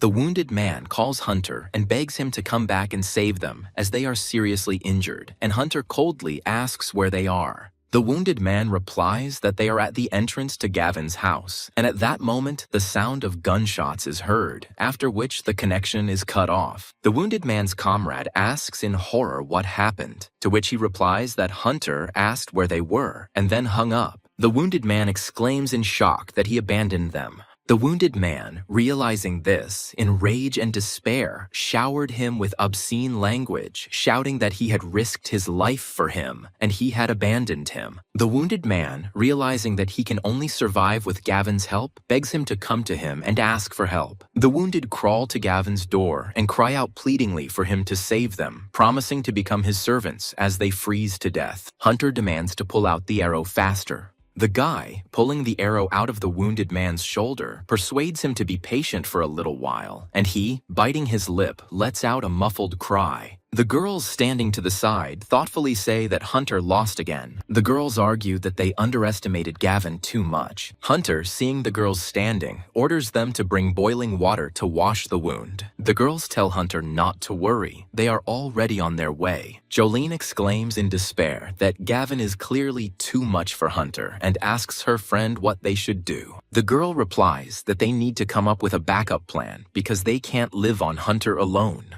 Jolene notes with bitterness that they are trapped here, with no food and no chance to go outside. Sharon says thoughtfully that Gavin's house is now the safest place in the area. Jolene hesitantly reminds him of their bad relationship with Gavin, but Sharon assures him that if they apologize, he probably won't leave them to die. Yaniel exclaims that it will be much easier to get there on snowmobiles. Gavin turns to Yaniel and suggests they go check on his parents. Ksenia's mother, looking at the snowmobile leaving, exclaims that Gavin also has snowmobiles, and he has already gone somewhere. Ksenia hisses through her teeth with hatred that she will take away everything that Gavin has. Gavin, looking around, notices that the snow is at least 2 meters high and there is not a soul in sight. Gavin suggests going to check out the supermarket nearby. Gavin and Yaniel enter the store, looking around it from the inside. Inside the store, Yaniel noticed that everything had been taken apart as all the shelves were completely empty. Gavin agrees, noting that it's been a month since the apocalypse began and everyone is already running out of food. Yaniel, noticing a sharp shadow behind Gavin, shouts for Gavin to be careful. Gavin reacts quickly and kicks the shadow with his foot, causing the man to drop the bat. Yaniel, in a rage, shouts that he dared to attack them and he will kill him, and the guy, choking, begs him to wait and not do it. The man, out of breath, explains that he had no choice and needed to feed his family. Yaniel asks the man again what exactly he means by family. A man shouts for the family to come out, and a child and a woman appear around the corner. A woman stood there, pregnant in the late months, with a little boy and a girl clearly younger than the boy next to her. The man says his wife is pregnant. They have 2 small children. They have already eaten all the food and are on the verge of despair. Gavin coldly points out that if they had no choice, they could have asked them to share their food rather than attack. The man doesn't know what to say to Gavin's words and looks at the floor with an incomprehensible face. The woman, falling to her knees, begs for mercy and asks to let them go. Gavin turns to Yaniel and orders him to come here. Yaniel, sniffing the air, notices a strange smell in surprise, but does not understand where it comes from. Gavin sniffs the air and notices that it smells like blood, but Yaniel asks where the smell is coming from. Yaniel and Gavin found the skeletons of people killed by this family. Gavin, nodding confidently, tells Yaniel that everything is as he thought and calls him to go. Yaniel, seeing the bodies of the dead, screams in rage that this is terrible and he will kill them. Gavin stops Yaniel and asks if he would kill both the pregnant woman and the children, but Yaniel, clenching his fists, replies that he would only kill the man. Gavin pensively remarks that in that case, the wife and children would not be able to survive without a breadwinner. Yaniel exclaims in shock that this is a bunch of cattle, surviving at the expense of their own, and it is unknown how many they have already killed. Gavin philosophically notes that there will always be those who cross the line, and such cases will become commonplace. Yaniel and Gavin ride snowmobiles to Yaniel's parents' villa. Gavin, looking at the open doors of the houses in such cold, is surprised to notice that something is wrong. Yaniel screams in horror, calling for Mom and Dad. The bandits inform the chief that they have found all the supplies, and the robbers have prepared them well, so they will have enough for a long time. The bandit, rubbing his hands with satisfaction, announces that the sortie was a success, and upon returning, everyone will get a chicken leg. The bandit, noticing the old people, asks what to do with them. The leader of the bandits gives the order to the bandit to kill the old men to hell. The bandit points a gun at the elderly couple and says he will do it with pleasure. Yaniel, seeing this, screams in despair for the bandit to stop. Yaniel's mother, seeing her son, screams in horror for him to run. A bandit with a smile on his face shoots Yaniel's mother right in the chest, and she spits out blood. Yaniel was shocked and panicked, telling his mother. Yaniel's father, in order to protect his son, rushes at the bandit with a pistol. The bandit threateningly declares that Yaniel's father asked for it and shoots him several times. Yaniel cries out in tears in despair. No. The bandit, coldly aiming at Yaniel, says that he left for his family at the wrong time. Gavin reacts instantly by cutting off the gun-wielding bandit's hand with a knife. The bandit screams hysterically from the pain of his lost arm. A bandit with a severed arm screams, asking who Gavin is. Gavin quickly takes the knife and stabs the bandit right in the heart, calling himself the Grim Reaper. The gang leader panics and shouts at his men to kill Gavin quickly. The bandit's henchmen say with hatred and contempt that Gavin is packing. Gavin quickly approaches the bandit and with one blow cuts the bandit's chest. The bandit leader and his henchmen are shocked and bewildered by Gavin's strength and skill. One bandit started running in terror, shouting for everyone to run. The bandit doesn't have time to escape before Gavin impales him on a knife and lifts him up, lifting his legs off the floor. Gavin, in an icy tone, warns that if anyone dares to move, he will cut them into pieces and feed them to the dogs. The head of the bandits and his remaining henchmen fell on their knees, begging for mercy. Yaniel, hugging his parents who are covered in blood and with tears in his eyes, calls them. Yaniel's mother exclaims with relief and joy that it's good that he is alive, and Yaniel cries for his mother.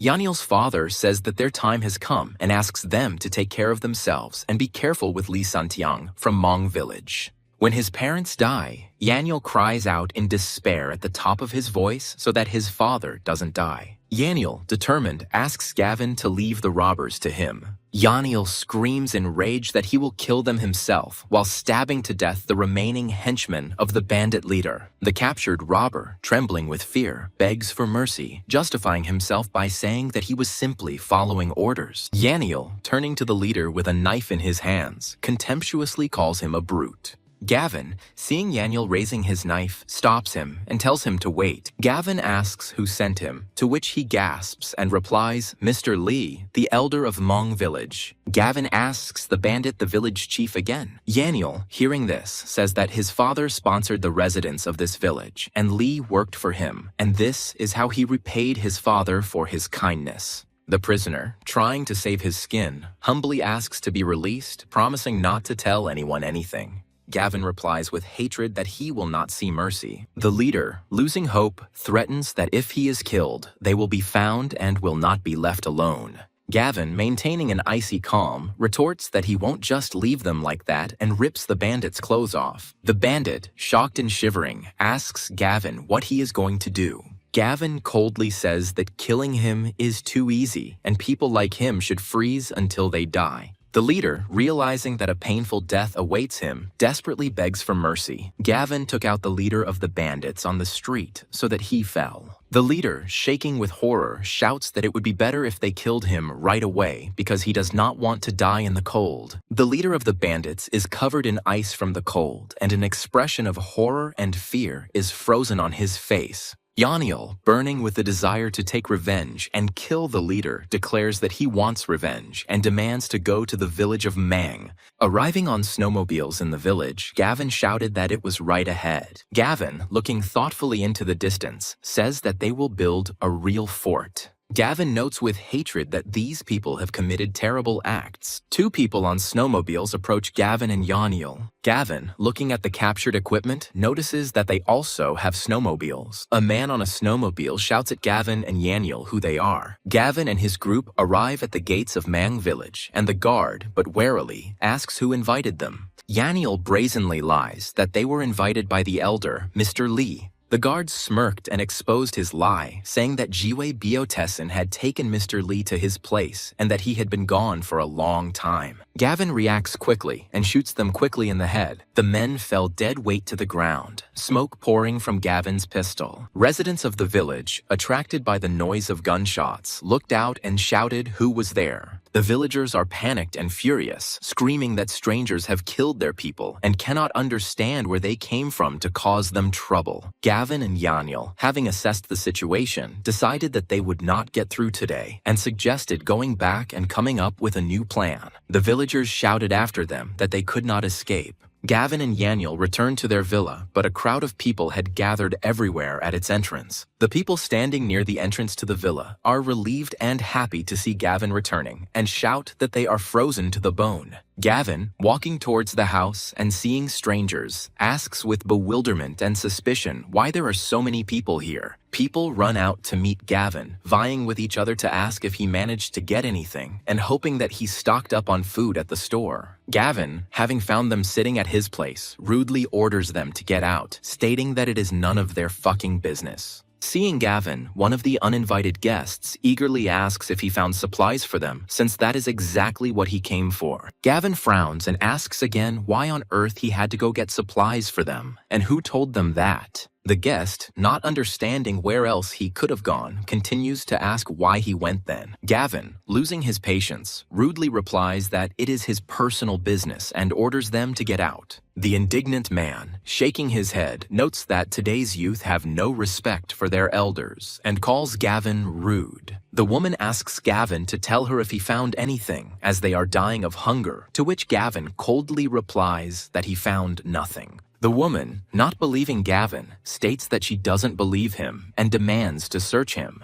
Gavin roughly pushes the deranged woman away from him, and she falls to the ground. Yaniel explains that they didn't find any supplies and that they didn't leave for them at all, after which he asks everyone to disperse. The woman exclaims that they have nowhere to go and that they won't last even a couple of days without food, and the man declares that they will take his snowmobiles. Gavin, outraged by such impudence, contemptuously calls them shameless. The woman says that if Gavin doesn't lend them snowmobiles, how are they supposed to find food, since everyone says he's stocked up on a huge pile of himself at home? The crowd, cheering each other on, threaten to let Gavin share with them, or they will sit outside his door. Gavin, tired of their importunity, lazily declares that he is too lazy to bother with them and calls Yaniel to come into the house.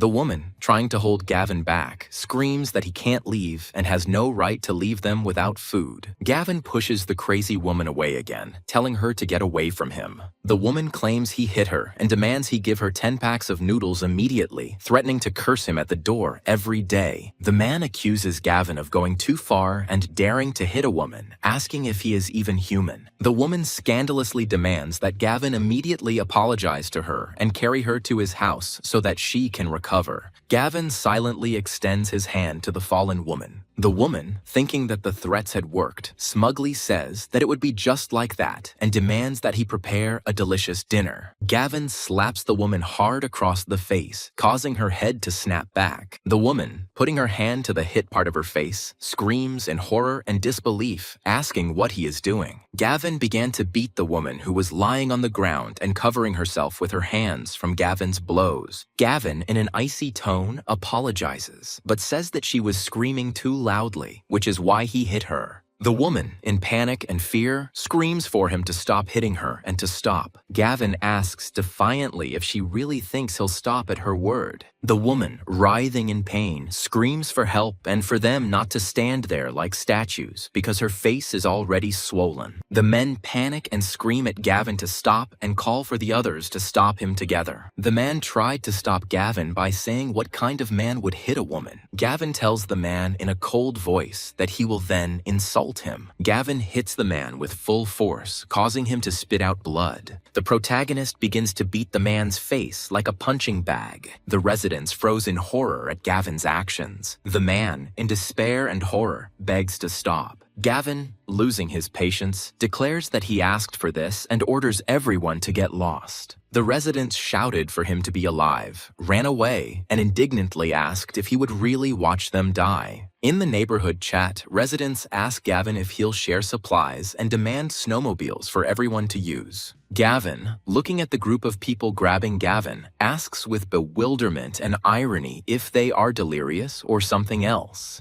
Gavin, having read the messages, answers with irony, but does he owe anyone anything? Goldie asks him what he means, and the invincible Iron Knight remarks that Gavin doesn't care whether they live or die. Gavin, demanding supplies from him, says with an icy grin that he is not their father to take care of them. Auntie Lou, furious, suggests that Gavin be thrown out and the supplies divided among everyone, calling his heart completely rotten. Gavin says thoughtfully that in his past life, such people always caused problems, and in this life he will make them learn their lesson. The phone started vibrating, and an unknown number was ringing on the phone. Gavin, seeing a call from an unknown number, wonders with curiosity and suspicion who it could be and answers the call. Gavin, picking up the phone, calmly answers that it is him, confirming to the caller that he is Gavin. Mi Santiang asks if he knows who is calling, but Gavin calmly replies that he doesn't, showing complete indifference to his identity. The caller introduces himself as Mi Santiang from Mang Village and mockingly asks if Gavin is probably scared. Gavin grins and counters that he didn't expect a call from such a pain in the ass. Mi Santiang is furious and shouts into the phone at how dare Gavin say such a thing. Gavin orders Santiao to stop acting cool because it's no use and asks why he's calling. Santian, smiling, admits that it was Gavin who killed his people and calls him brave.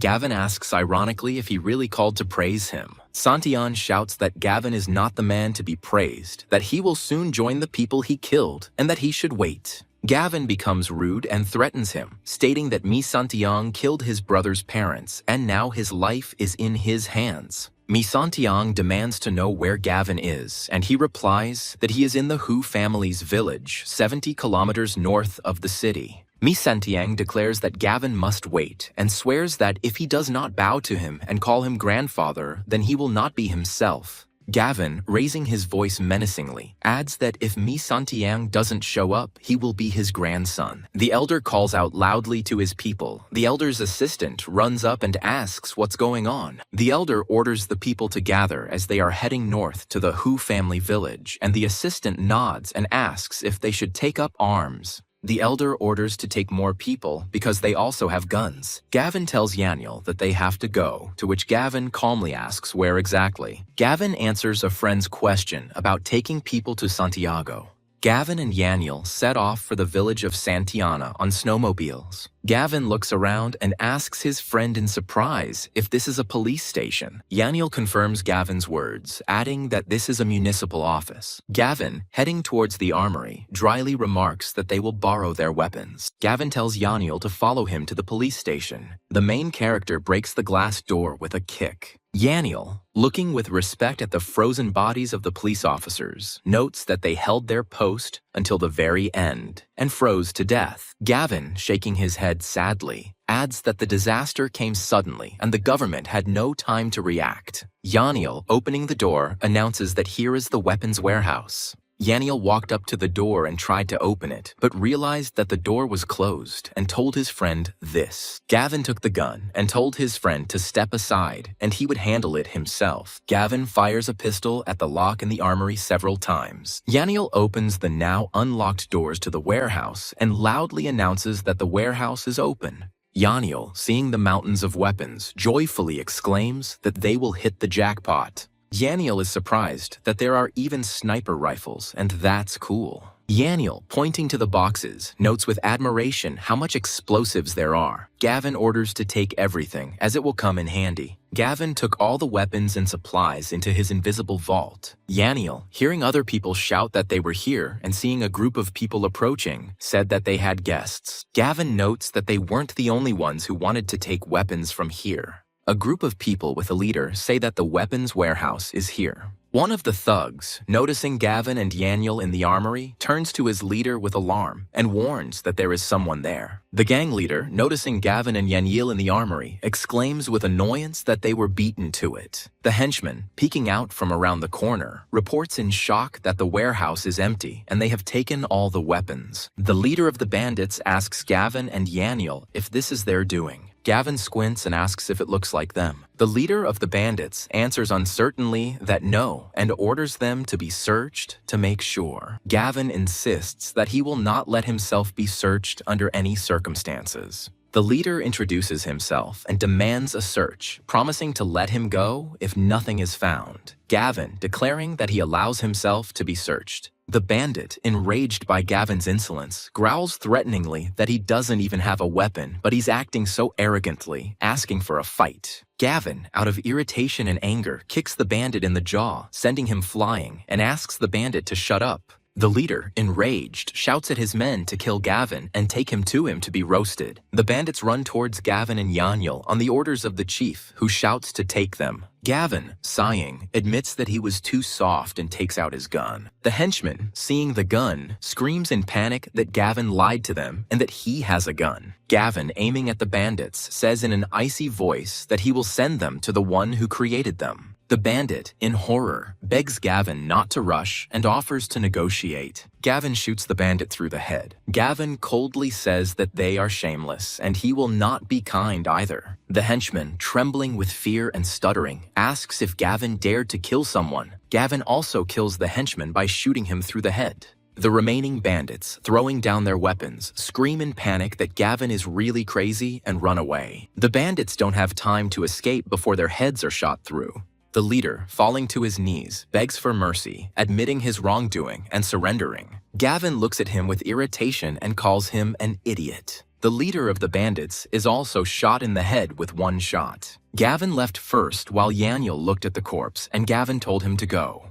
Santiang coldly orders that when they reach the Hu family's village, they must kill everyone, leaving no one alive. The elder of the village, Manga, allows him to take beautiful girls if they meet, but after that, he kills them because he does not feed the kept women. The elder's assistant, nodding, assures them that they know the rules and no one will dare to come into their village, hurrying them to go faster. Santiang, estimating the distance, notices that the Hu family's village is far away and the journey will take 2 or 3 hours. Gavin notes that the Mang village is influential and getting snowmobiles is not that easy, but if they meet face to face, he will definitely kill them. Yaniel reports that most of the fighting forces of the village of Mang are incapacitated. Gavin orders to go in and capture the shelter. Yaniel notices with alarm that the main gate is securely locked and getting inside will not be easy. Gavin grins and replies that it's easy because they have dynamite. The village people stand and guard the entrance to the village. One man notices a snowmobile heading towards the village straight into the passage. The security guard, perplexed, notices that the driver is not there and is driving on his own and realizes that there is something there. The snowmobile was completely filled with lit dynamite. The guard, recognizing the dynamite, screams in horror that it is dynamite.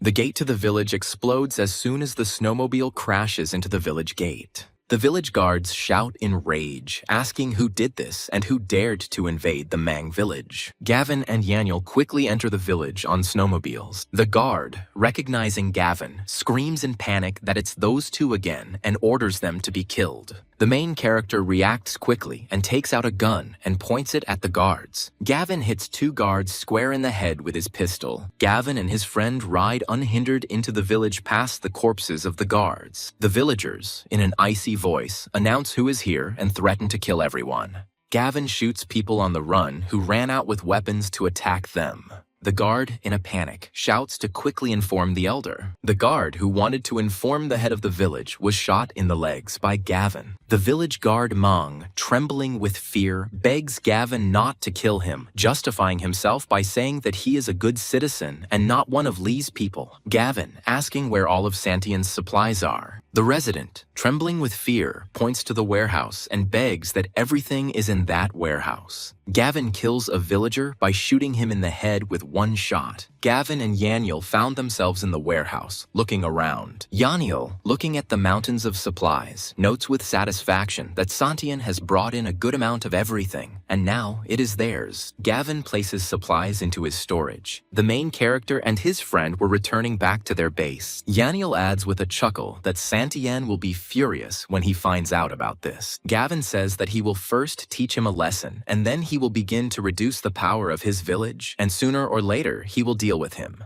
The elder's henchman shouts that the village of Hutsya was buried under the storm a long time ago, and he does not understand how these two could have ended up there. The elder, realizing that he had been deceived, exclaims in rage that the devil take it. It looks like they have been beaten. The elder, in a rage, picks up the call from the village. The elder, in shock, says into the phone. The elder, in panic and anger, orders his people to return quickly and quickly. The ruined remains of the gate lay scattered across the snow. The elder, looking at the empty warehouse, mutters in shock and disbelief, how could this have happened? The elder, in rage and helplessness, vows that he will never forgive Gavin and will make his death slow and painful. The elder, gnashing his teeth, orders them to be found and gives 3 days to find out where these creatures live. Sharon writes to Gavin that they are classmates and live in the same area and asks if there is time to meet. Gavin responds to Sharon's communication with a refusal. Gavin hears the doorbell ring and looks up from his phone. Yaniel, with surprise, informs Gavin that Sharon and Jolene have indeed arrived and now they are at the door. Sharon, standing at the door and freezing, shouts loudly for Gavin to open the door. Gavin, opening the door, asks with cold indifference and suspicion what the two of them are doing here. Sharon, that they came to see him. Next to her was Jolie. Sharon and Jolene exchange glances and, with slight embarrassment and awkwardness, confirm that they simply came to see each other. Gavin, not wanting to let them in, coldly orders them to get lost. Sharon screams in shock and horror. Sharon, trying to gain his trust, reminds Gavin that they are neighbors and should help each other. Gavin asks ironically how they can help him. Sharon and Jolene answer, without batting an eye, that they will do everything he says, in any position. Gavin, grinning, declares that since they started singing like that, he will be their master and they will be his dogs. Jolene calls Gavin a bad boy and says she likes him and hurries him inside because it's freezing outside. Gavin stops them and orders them not to rush inside, but to go around the area and look for food, to which Sharon, in shock, asks again to look for food. Gavin, in an icy tone, reminds them that their master told them to find food. Jolene, shivering from the cold, objects that with this snow and frost they will die of cold. Gavin, not taking any objections, growls and slaps them, asking if they dare disobey their master's orders. Sharon is shaking with rage and indignation, and only you squeeze out. Jolene, not believing that Gavin is serious, tries to object that there is nowhere to find food in the area in this weather. Gavin cuts her off and slaps her as well, ordering her to move quickly. Sharon screams and presses her hand to her wounded cheek, asking if he is serious. Gavin dismissively calls them useless trash who can't even find food and unworthy of being his dogs. Sharon tells Jolene to leave. Jolene hisses that if they could find supplies, would they go to him? Sharon says they underestimated Gavin. Jolene, in desperation, asks what they should do, since Hunter won't last long and he's already run out of food. Sharon, realizing that they cannot survive without Hunter, decides that they cannot leave him and return back. Hunter angrily asks where Sharon and Jolene went. Sharon says they were looking for Gavin, to which Hunter angrily repeats his name. Sharon hypocritically claim that this bastard Gavin harmed him and they could not stand aside and went to Gavin to take revenge. Hunter asks the girls with interest and irritation what Gavin said. Sharon complains that Gavin is arrogant and they wanted to take compensation from him, but not only did he not cooperate, but he also hit them. Jolene tells Hunter that Gavin is a monster and that if they hadn't run away, he would have raped them, and demands that Hunter stand up for them. Hunter promises not to worry and says that he and Gavin are natural enemies and he will definitely kill him. Hunter, having decided to act, orders his men to follow him, to which his henchman asks in bewilderment where they are going. Hunter replies that he should look for me and that he's going, but Hunter's henchman remarks that they don't have snowmobiles to roam freely. Hunter confidently replies that the entire area is now theirs and everyone except Gavin will listen to them. The henchman, agreeing with Hunter, declares that all the supplies in the area are now theirs, and if they can't rob Gavin, then they will rob others. A boy and a girl were warming themselves by a makeshift fire in the room when Hunter's gang breaks down the door to the house.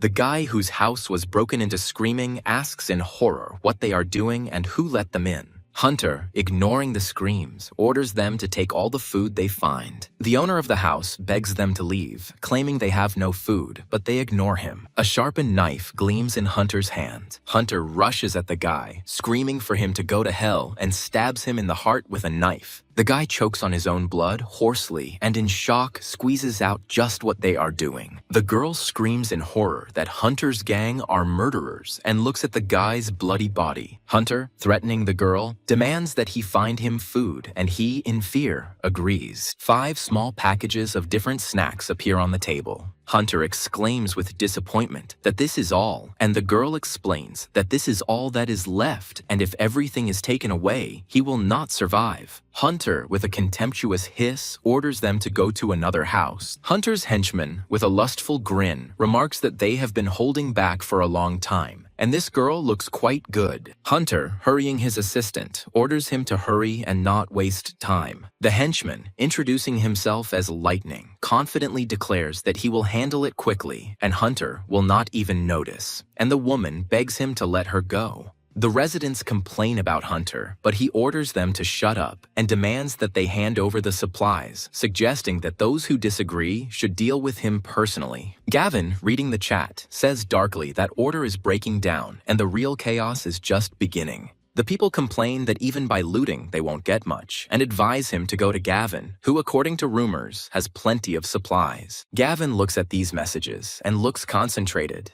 The crowd, nodding along, shouts that Gavin should help everyone and pushes Hunter to go to him. Auntie Lou, trying to guide Hunter, advises him to think and go find Gavin, since he probably has supplies. Yaniel, reading the chat, notices with disgust that everyone only has anger on their minds and calls them bastards. Gavin says thoughtfully that this is just the beginning, and that there are almost no good people in this area, and that they were the ones who killed him in his past life. Hunter announces in the chat that he will personally deal with Gavin and promises to share supplies with anyone who helps him. One of the residents, after reading Hunter's message, declares that there is no point in writing a private message and joins him right away. Another resident, supporting the idea of robbery, adds that he is also in on the act because he has run out of food. Another resident, justifying his actions, states that he is already dying of hunger, so he is also in on the action. Auntie Lou claims that Gavin forced them to do this, and that if he had shared the supplies earlier, she would have been wrong. Yaniel calls them bastards who can't defeat Hunter, so they decided to team up with him to create problems for them. Gavin, looking at the armed crowd, indifferently remarks that he is bored anyway and will play with them a little. The crowd gathered at Gavin's door and began shouting loudly, demanding that the door be opened immediately. Yaniel, looking out the window, notices with surprise that there is clearly more than half of the district here. Gavin, reading the residents' excuses in the chat, dismissively remarks that they are just a disorderly rabble. One of the neighbors calls Gavin a little bastard and shameless and states that at a time like this, he is obliged to share food with others.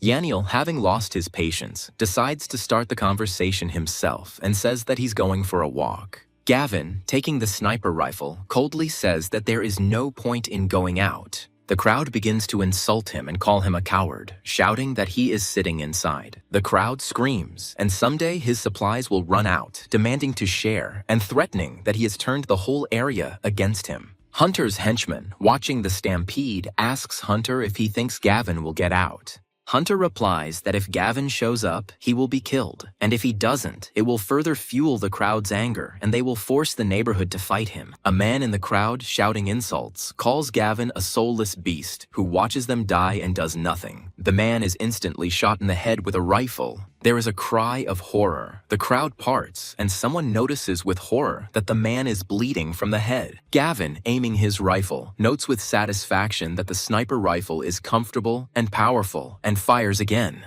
The crowd, seeing where the shooting was coming from, shouts in shock that it was Gavin who was shooting, and he had a rifle, and he dared to shoot. Gavin coldly replies that they asked for it, and he is tired of their shouting. A man in the crowd, in disbelief, shouts that Gavin knows what he's doing, and that he's killed a man. Someone from the crowd, trying to raise their morale, shouts at them not to be afraid, because he won't be able to kill them all. Another, nodding along, adds that everyone is behind him, and they will die of hunger anyway. Another man is also quickly shot in the head with a rifle. The crowd, realizing that Gavin is actually killing, panics and screams in horror that he has gone crazy and runs away. Hunter's henchman, backing away, notices with horror that Gavin seems to have a lot of weapons, making him even more difficult to deal with. Hunter, retreating, orders a retreat now in order to return with a new plan. The henchman, having arrived at a new location, reports that they are there in the Jinyang community. Looking around the rich area, the henchman greedily notes that there must be a lot of supplies here and calls for them to go.